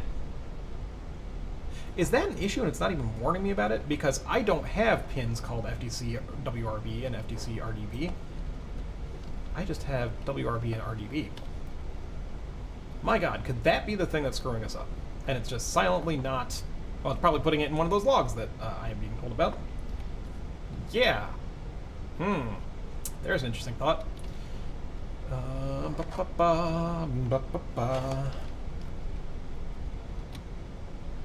Also, I should probably really have ROM chip enable. Oh, what did I set out? What did I set output enable to? Is it always set to output enable? That's a whole nother question. Because I'm pretty sure the program chip enable B is just, it doesn't care whether it's reading or writing. So that is also probably a thing that I should do. Is not enable this when a write is requested. Not that I think that's our issue, but I should probably do that. Anyway, it was working before with this, so let's just see about this. This seems like a thing. Rather, this seems like it could be a thing.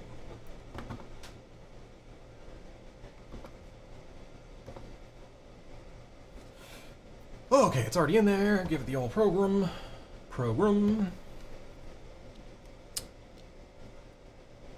Patrick Burke says, have we tried asking ChatGPT? Not yet. We haven't gotten that deep. Yet. Okay, let's see. No, nothing so simple. Friggin' fascinating.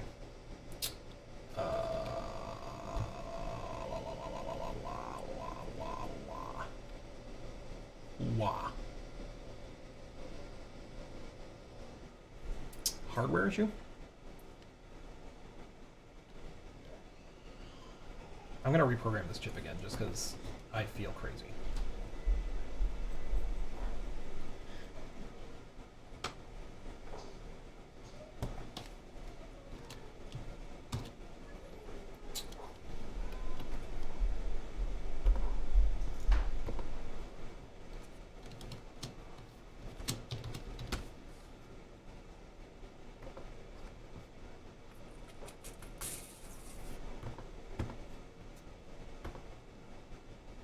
Basic.bin, open.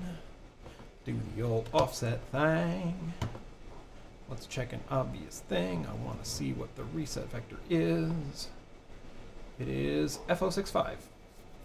Should be fine. Don't check ID. Again, this is silly because, like, I don't think I've reprogrammed this since the time it was working a moment ago. Or I always had floating inputs? Maybe?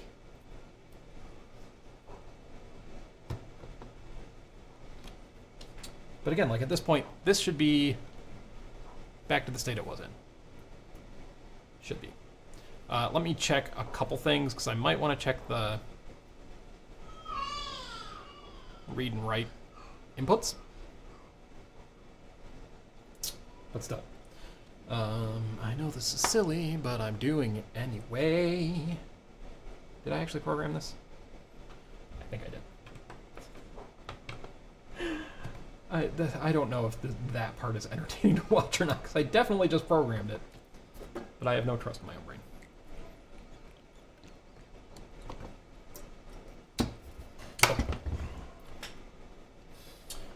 There is no reason for this to do anything.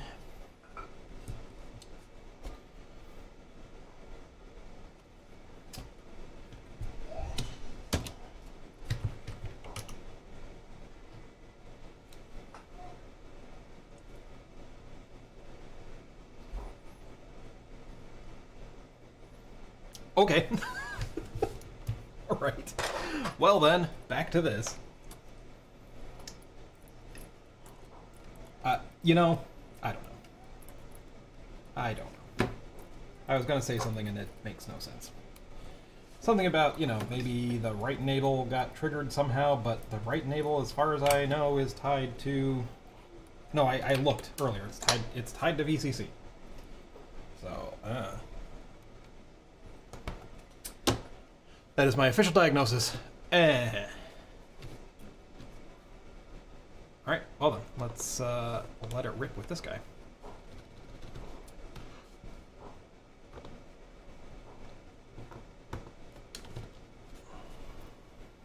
Save.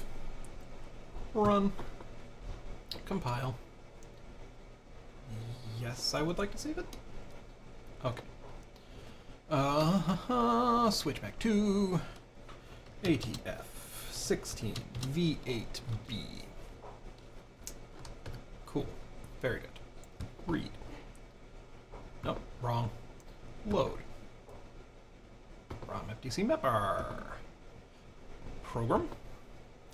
Program.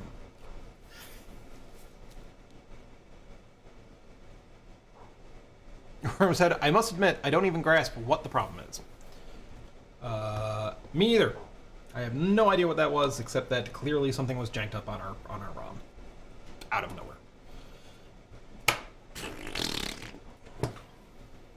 Wasting my precious time.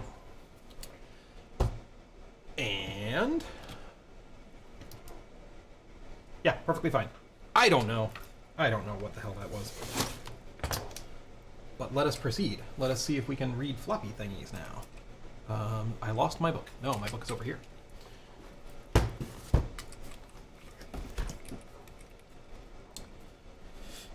Okay, so for starters, I have to look back at the flippin' manual to remember what register was the one that had the thing with the pin and the stuff. What was that?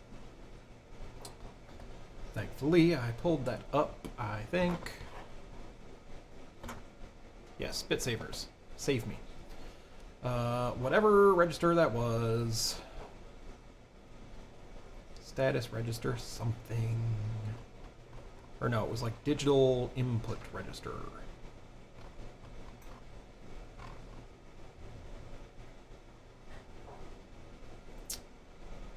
Select. Motor enable. Data rate stuff. Status register. Digital input register? Digital input register. PS2 mode. Disk change, bit 7. Okay, and digital input register is... God forbid they just put the number next to the description block. Digital input register is 7. So I think if I read from 8007, that's what I'm going to try. So, 8007? Oh, stupid bouncy keys. 8007. What is it about the 7 key? 8007. 7.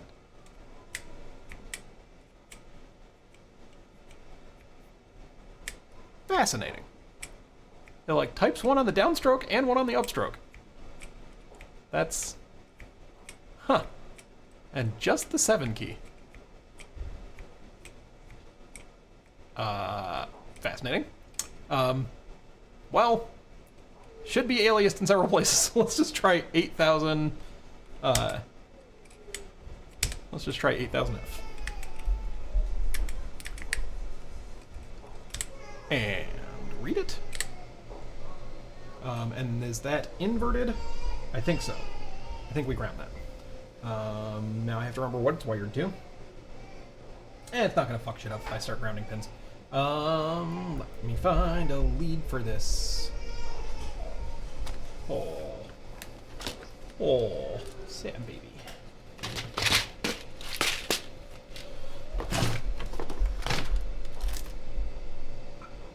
Sure, this one.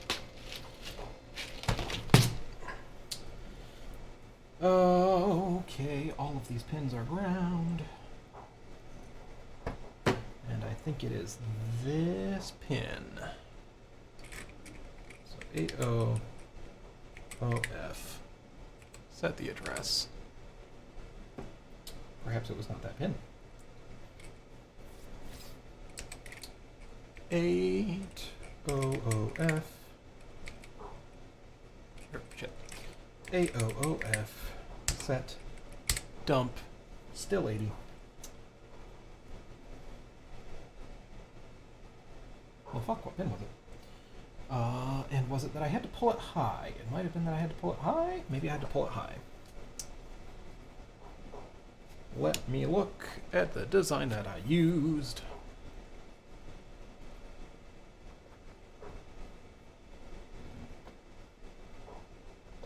This definitely looks rightish, though, so I'm feeling hopeful.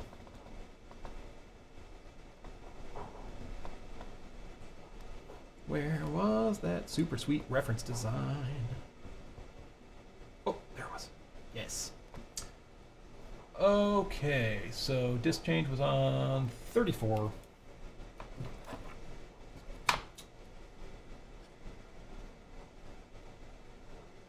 cannot tell which one was pin. Oh, okay. So this is pin 1. So yeah, that should be pin 34. So maybe I did have to pull it high. I guess let me try and find some voltage from somewhere. Here, let's try this. Let's try this. Pin 34. I think. Let's see. 1, 2, 3, 4, 5, 6, 7, 8, 9, 10, 11, 12, 13, 14, 15, 16, 17, 18, 19, 20, 21, 22, 23, 24, 25, 26, 29, 30, 31, 32, 33. Yeah. Yeah.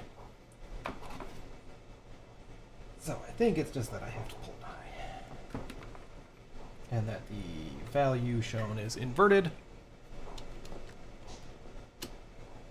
You'd think I'd remember these things. AOOF set dump. Nope. That didn't do it. That didn't do nothing. Fascinating.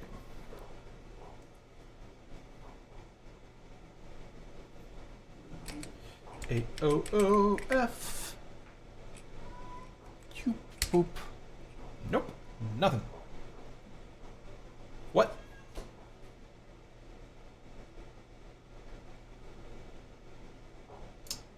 And I think these are being pulled. Are they being pulled up or pulled down?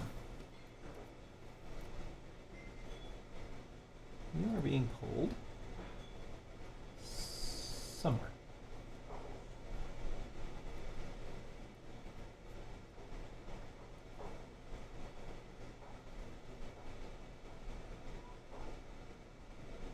You are being pulled up. Okay. So one would think. I mean, it's probably because we're not reading shit right. Oh. But one would think 34. Ground.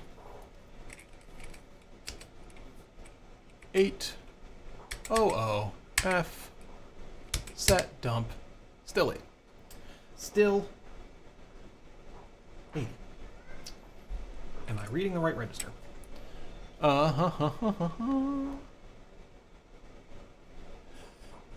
It's giving me a stroke, am I right, says Patrick Burke. Patrick, I have no idea what you're saying. I mean, that had to be the right one. What else can I check? What other registers can I dump? I mean, it's probably just because this is, you know, wired up wrong. I mean, just for shits and giggles, let's just make darn sure. Let's look at, I don't know, F1000, the beginning of our ROM area.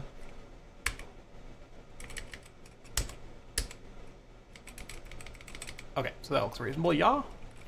And if we do E1000, that should be no man's land. Yeah, and we just kind of get some shit. And if we go to 8,000, we just get 80 for everything. Did I not wire up my address lines? Oh, did I disconnect my freaking address lines from the FDC? That would be real stupid. But that also seems like something I would do because I removed a bunch of address lines. Like, I removed all of them. Frick. Okay, let's look at the reference design. Uh-oh.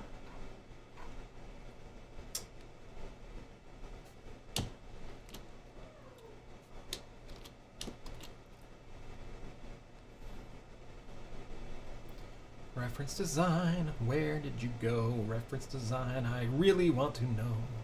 Reference design, I just want to use you. Reference design. That's all the song I have for you. Alright, so what I'm looking for is... Where are those address thingies supposed to be? Okay, so for instance, A0 is at pin 7, which is 3 in from the top left. Make sure I can actually probe this junk, because this one should be ground.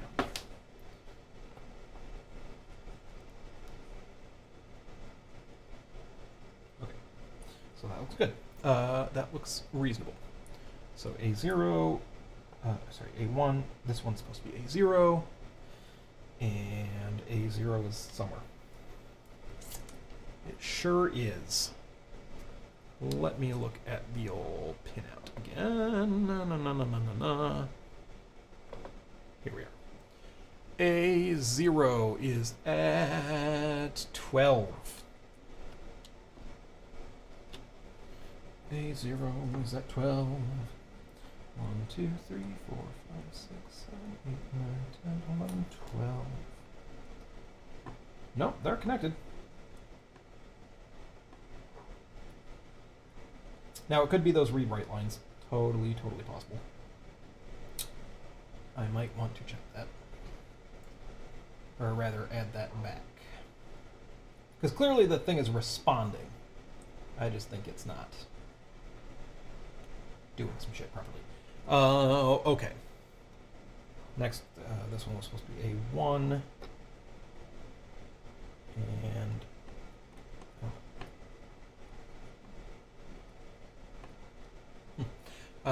and A1 is at 11. Yeah, they're definitely all still connected. There are only 3. Where's the A3? A3 is hiding at, or rather A2. It's the one right around the corner. That should be A0, A1. Yeah, they're fine. They're connected. They're there.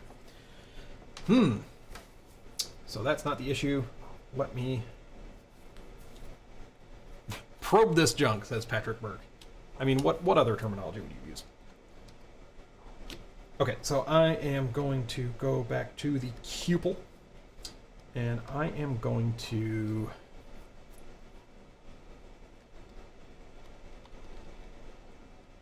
Oh, well, these are backwards, aren't they? They totally are. Right, because even if, yeah, probably because I was negative logicking them, but right B is a negative logic level thing, and RWB is high when writing. Right? Oh, wait, no. So, yeah, that would be... No, yes. So RWB is high, right, by definition. It is high when it is reading. So read B should... Yeah, these should be backwards. Because when it is writing, it would be low, which would make sense because this is the same thing. And that's the way it should be. So that might totally just be our entire problem. Compile that shit. Compile it up. Assume it worked, even though we have encountered many times issues with that assumption. Load the JED. Open the JED. Grab the chip. That's a thing we have not done yet. Let's turn this off.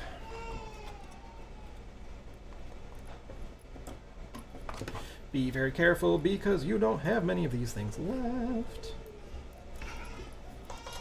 If any.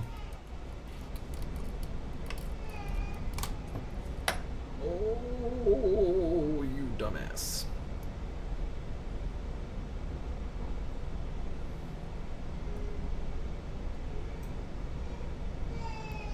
I really fucked this one up.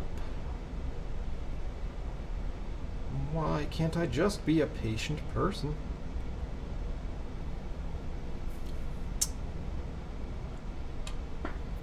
Oh. Sometimes I forget to switch the camera. I fucked it up, and now the legs are better, I guess. Hopefully. One of them's gonna pop off very soon, and I'm gonna cry.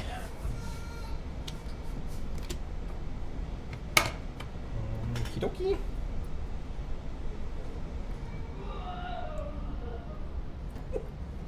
I'm gonna turn off the baby monitor.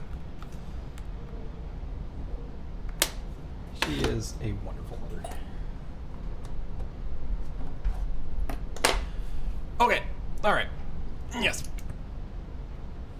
So, 80OF dump. Dump. And then deep. 8000F. Doot. Nope. Still fucky. Man. Come on, man. Let me just check the voltage on this really quick. Just for no reason whatsoever. Because right now, this should be high, and it is. Here, that's perfect. That should be high, and it is. And when I do this, that should be low. And it is. So that's fine. So it's my shitty dumb chip. Or my shitty dumb logic. I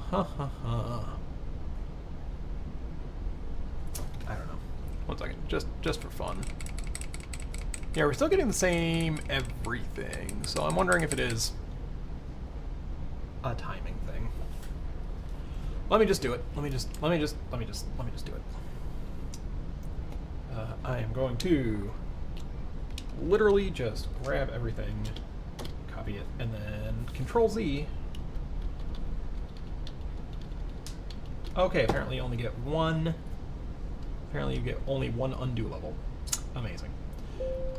Okay, and we're just going to have to try and recreate what we had. So, it was FDC chip enable B, which really not necessary. But let's put it back to how it was when we were first messing with things.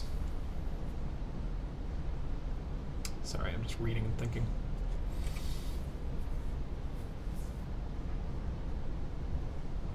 I mean, it's definitely... let me just do another quick checkola, because I'm curious. So if I do, let's just start it at 8,000, right? And then it's supposed to step through addresses when I do this. So if I step through this 256 times, well, I guess we can do this a few times, blue, and we always get 80, do. It's consistent, right? Quite consistent. But if I jump to Let's see, 81. Yes, 8100. 8100. I would expect to not see those anymore. Oh, now that's fascinating. Is that saying 81? Huh. Interesting. I mean, probably just garbage, but interesting.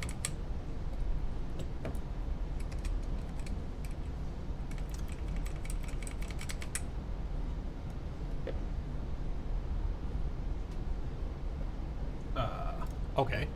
Huh. Now I've piqued my own curiosity. What if I do 8200? Okay, so I think that's just the Garbo. I think that's just the Garbo you get. 8300. Oh, 8300.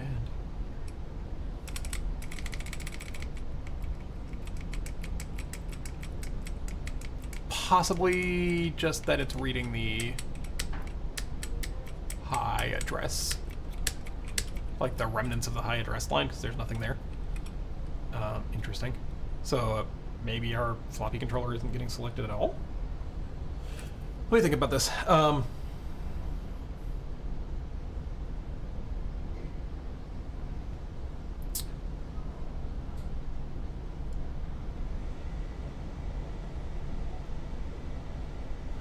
So it will be high if program chip enable B is high, or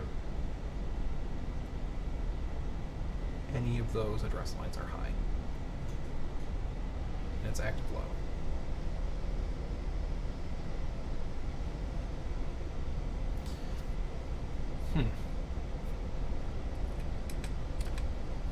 That's normal.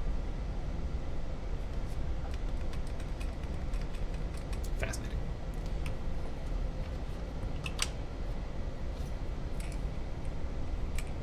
Hey, oh.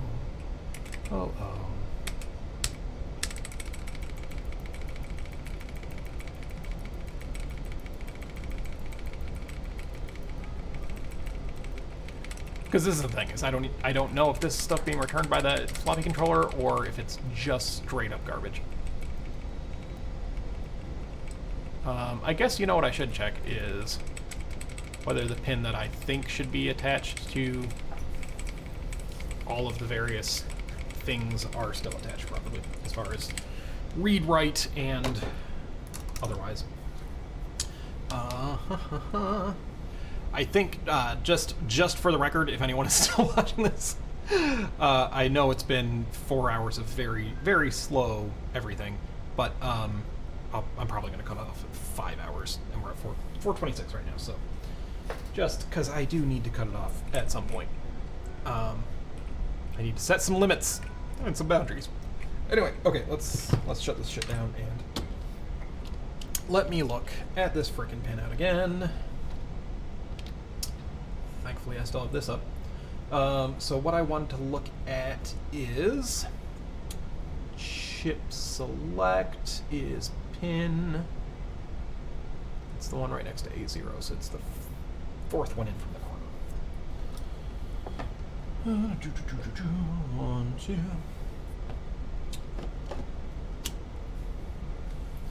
One, 2, 3, 4. And then in Couple, I have floppy chip enable configured to pin 18, 2019 18. Those are not connected. There you go. That's going to be a problem. That explains a bunch. I wonder how that happened. What is connected? So, like, let me make sure it's not something stupid like SRAM chip enable. So 20, 19, 18, 17, 16, 15. No, it's just not connected whatsoever. 1, 2, 3, 4. No connection. No connection anymore. Interesting. And then 17 and 16, let's look at those. You're just going to have to trust me. I am just going to look here, but I don't feel like flipping my camera. So, write and read. They are directly next to that. So write is the next one over. And that is supposedly on this chip. It is pin 17, 20, 19, 18, 17. Not connected. Fascinating. It's not connected to any of them. How is it not connected to any of them?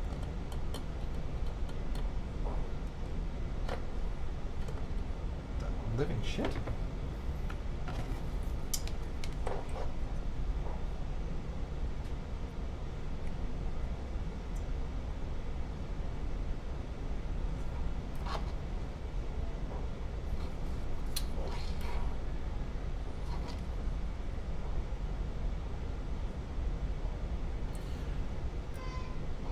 Okay, so this is VSS, so it should be VSS A1, A1, A1, A1, what? A1, there we go. That looks like A1. A2, that looks like A2, fine. And then these, there are wires. So this should be enable.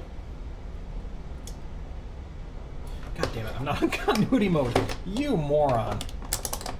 This is how we get to the 5-hour mark. Okie dokie. So 1, 2, 3, 4. That should be chip enable. Chip enable is supposed to be on. Floppy chip enable, pin 18, right. 20, 19, 18. They're still not connected, but I would expect it to be connected to something.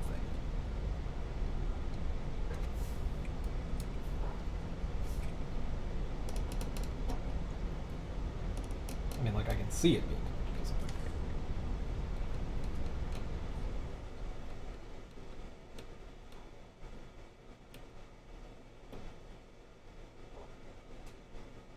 Okay, the best I've got is that it connects via some resistance to VCC, which is, I suppose, fair.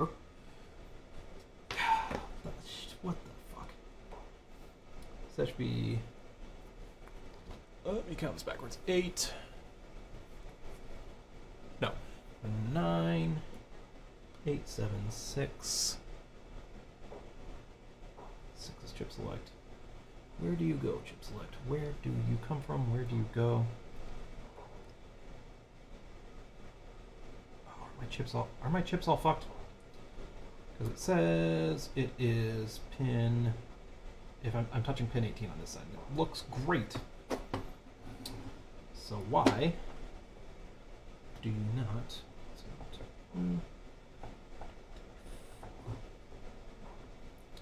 Why do you not show that on this side?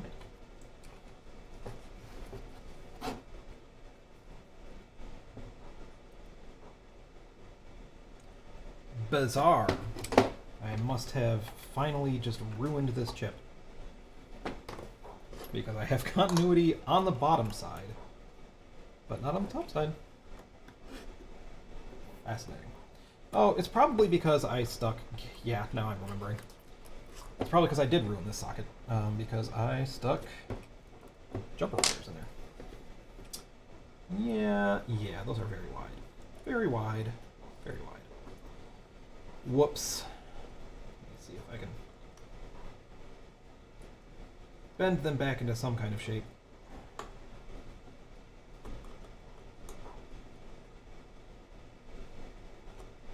Don't be like me, guys. Don't be plagued by constant mechanical issues of your own design.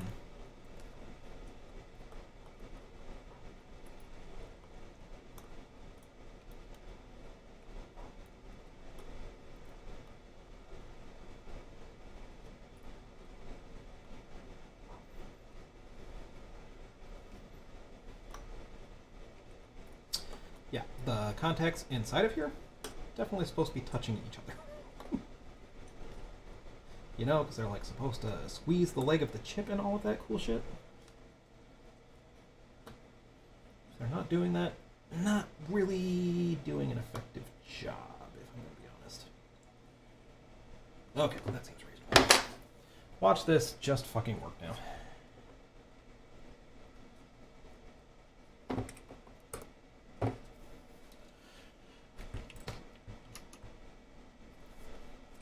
$80OF. Set the address and dump some shit. Okay, that says 80, but I think I expect that.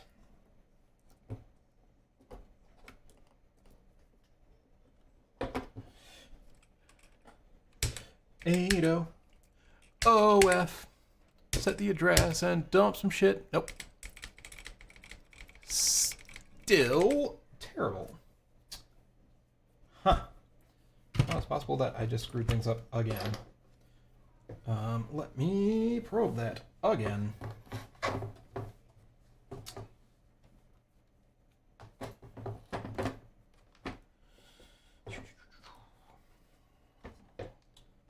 Probably should have checked before I turned on. 1, 2, 3, 4.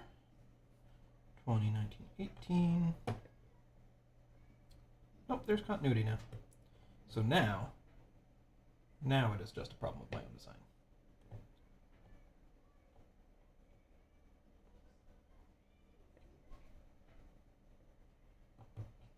Okay, our read and write set up properly. What were those? Read. Okay, they're just in order. Cool. So 19 and 17 should be read. Yep, that is fine. Write. Also fine. Okay, so all the connections there look good. I guess, let me check between the continuity of the socket and the... that's a bleeding pain. Because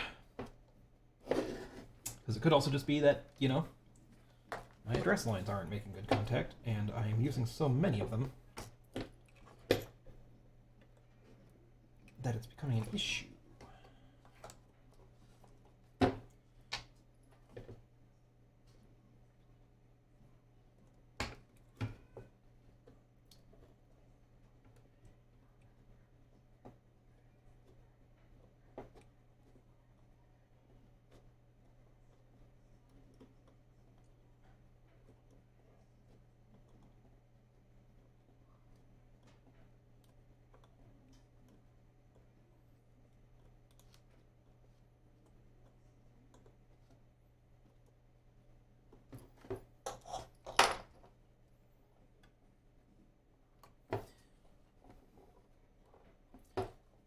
Just going to try not inserting it as aggressively. OF. Yubidoop. Yubidoop. OF. Yubidoop. Doop. Yubidoop. Doop. Doop. 8,000. Yubidoop. Oh, wait, interesting. Okay. 8,000. Set the address. Well, okay, that was just a complete fluke then. Was it because of that? I don't know what that was. Fascinating. Oh, is it because I typed 800? That's why. Yeah, something like that.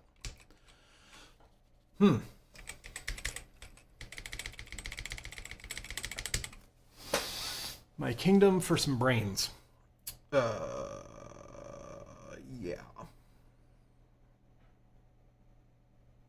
Okay, back to trying that thing really quick. It's probably just this chip being shit. But let us... I am going to try and do this. So let us use the inverse logic. Write is only active. So I think this might be necessary. I think write and read need to go high after, or at least at the same time that the chip is selected. They can't be done before chip select goes high, or it doesn't work properly. I think, maybe, something like that. I was doing it for a reason. So FDC, chip enable B. And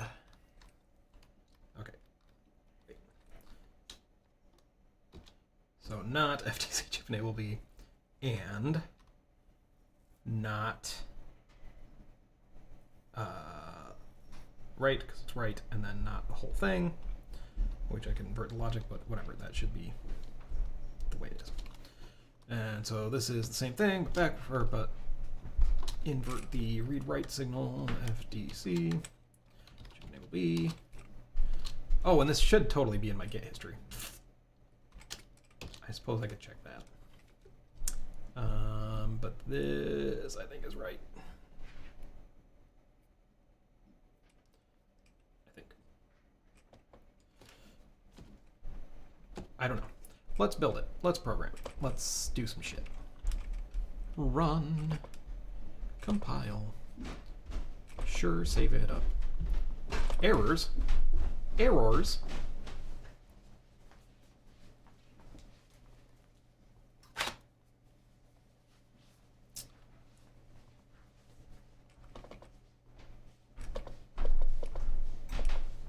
Oh, excessive number of product terms. What? Oh, because, right. Dang, that is annoying. Well, that increases the size of my window again. Damn.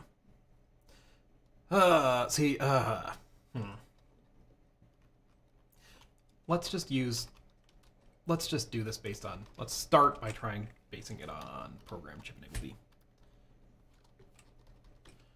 Because, again, these should be usable for everything that I wish to decode for reading and writing. Okay, that seemed more like it.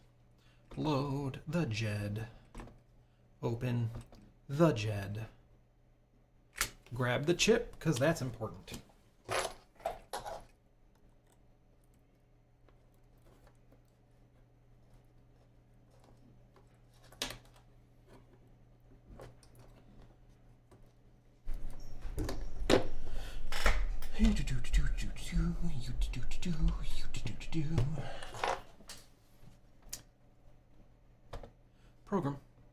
Program.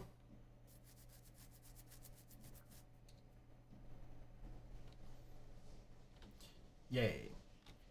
All right, let's see if that makes any kind of difference.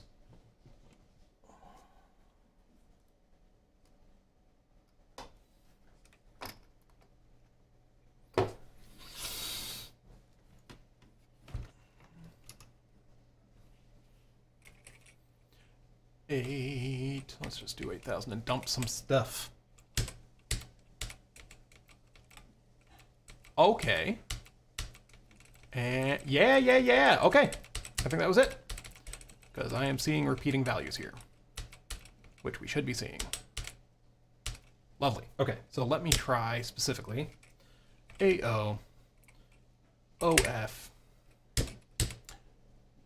Okay, so that says 7D and UBD dupe AOOF dupe boop FD. Beautiful. That was all it was. You have to do those in the right order. Done. Solved. Well, that feels good, I guess. Okay, so I've got about not quite 20 minutes left. Oh, man. Want to see about these floppy routines? Maybe. At least start looking at them.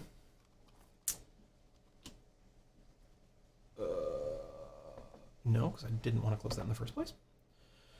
Okay, let's look at our code, because now our code is just going to have to move some stuff. But I think it's really just changing for all of our floppy stuff. Okay, so this isn't a thing, firstly. We don't do this anymore.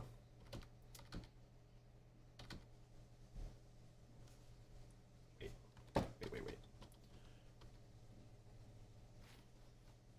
Okay, just making sure this load A and this push A actually do correspond to, you know, the thing below. Don't do the jump in it.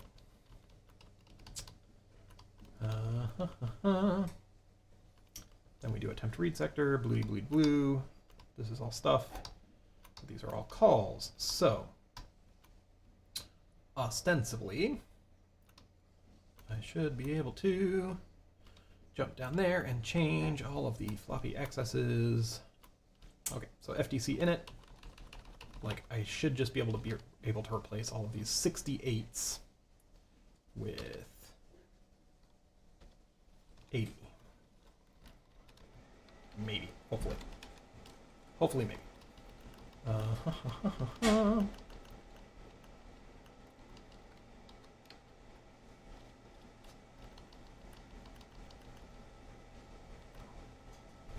Not that this code necessarily worked in the first place, but you gotta start somewhere.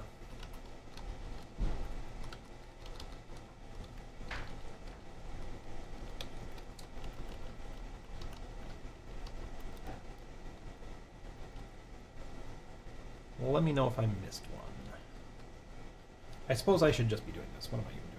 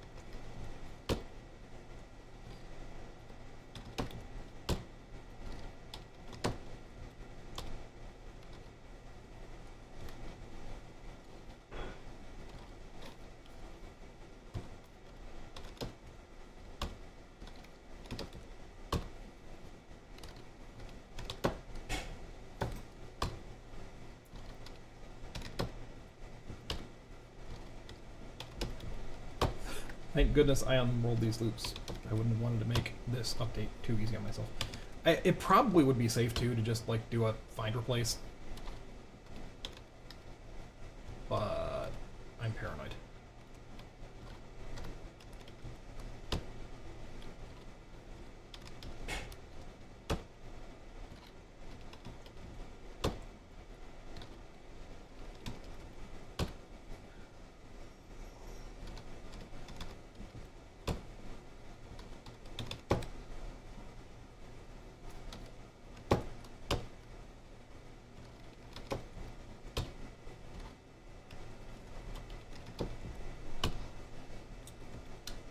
Alright, I guess that was it. Build it. Write it. Attach a floppy drive, maybe? Eee. And that's as far as I'm going to get, actually. I'm going to build this, I'm going to burn it, I'm going to plug in the gotek and see what happens. Probably nothing. And then get out of here.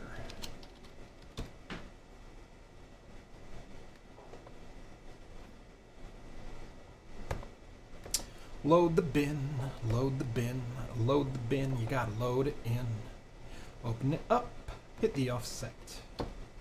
Hit OK, cause it is the shit.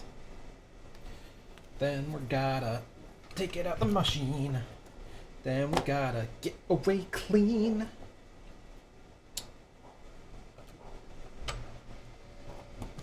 But hey, you know what? I'm not giving myself enough credit.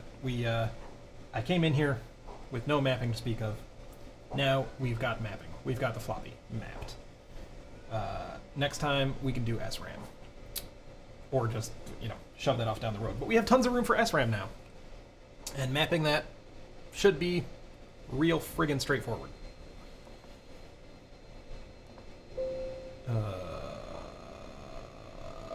Oh, check ID.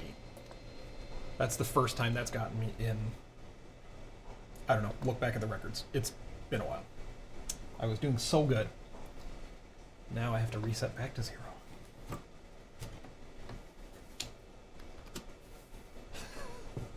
And Patrick Burke says, native crisis port win. You know, after I finish the It's Just a PC series. I don't mean this one, I mean all of them. Which will probably be when I am dead. Oh, the gotek isn't even attached.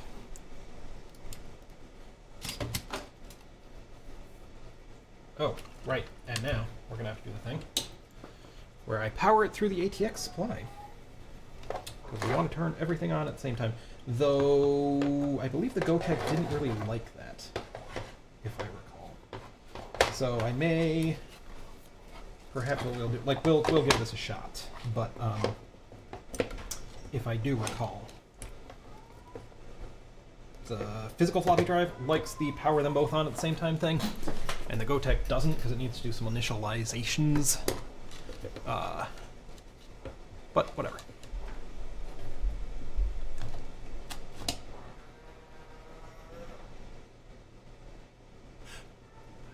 Huh?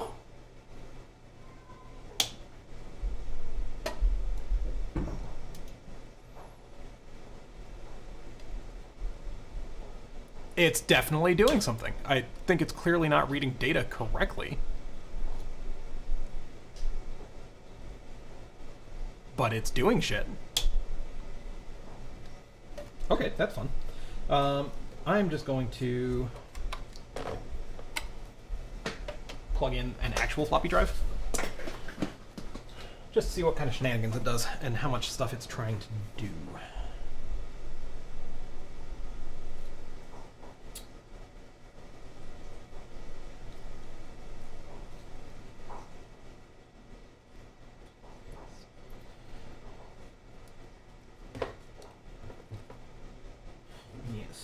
Yes. Oh, shit. Now I have to remember the order these were plugged in. Oh, no! Ground in the middle.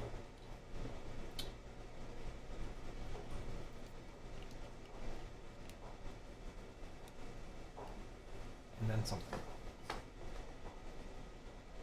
They are not labeled in any sort of way. That's fun.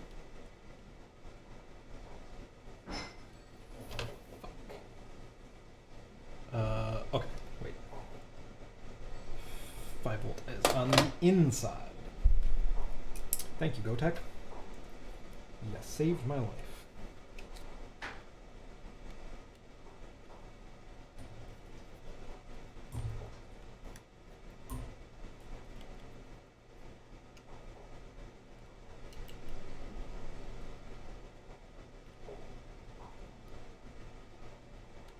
Okay, well, let's see what this does.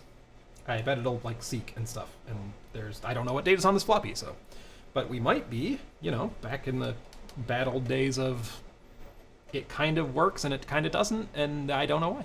Let's find out.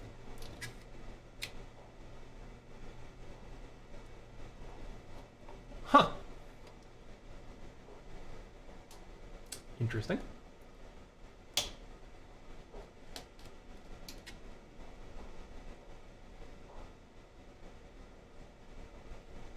Double interesting. It's supposed to load in at 0200, so curious what's in 0200 right now. Oh, what the fuck? 02. Oh. Set. Dump some shit. Yeah, no, there's nothing there.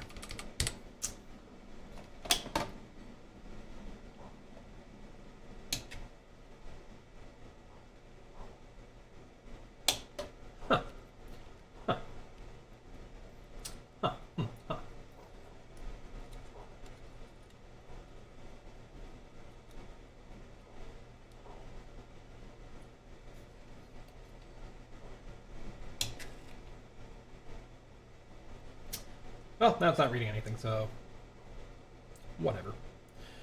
So we'll get back into that next time. But hey, it's accessing the floppy controller again. So we are really back where we were wanting to be.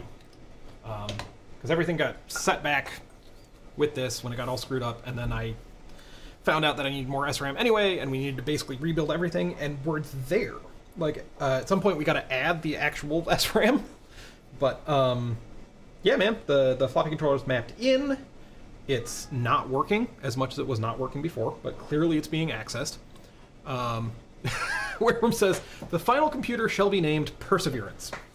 Okay, so hopefully we will be back on track, and next weekend, I will be here again to resume and figure out floppy things. and all of that kind of stuff.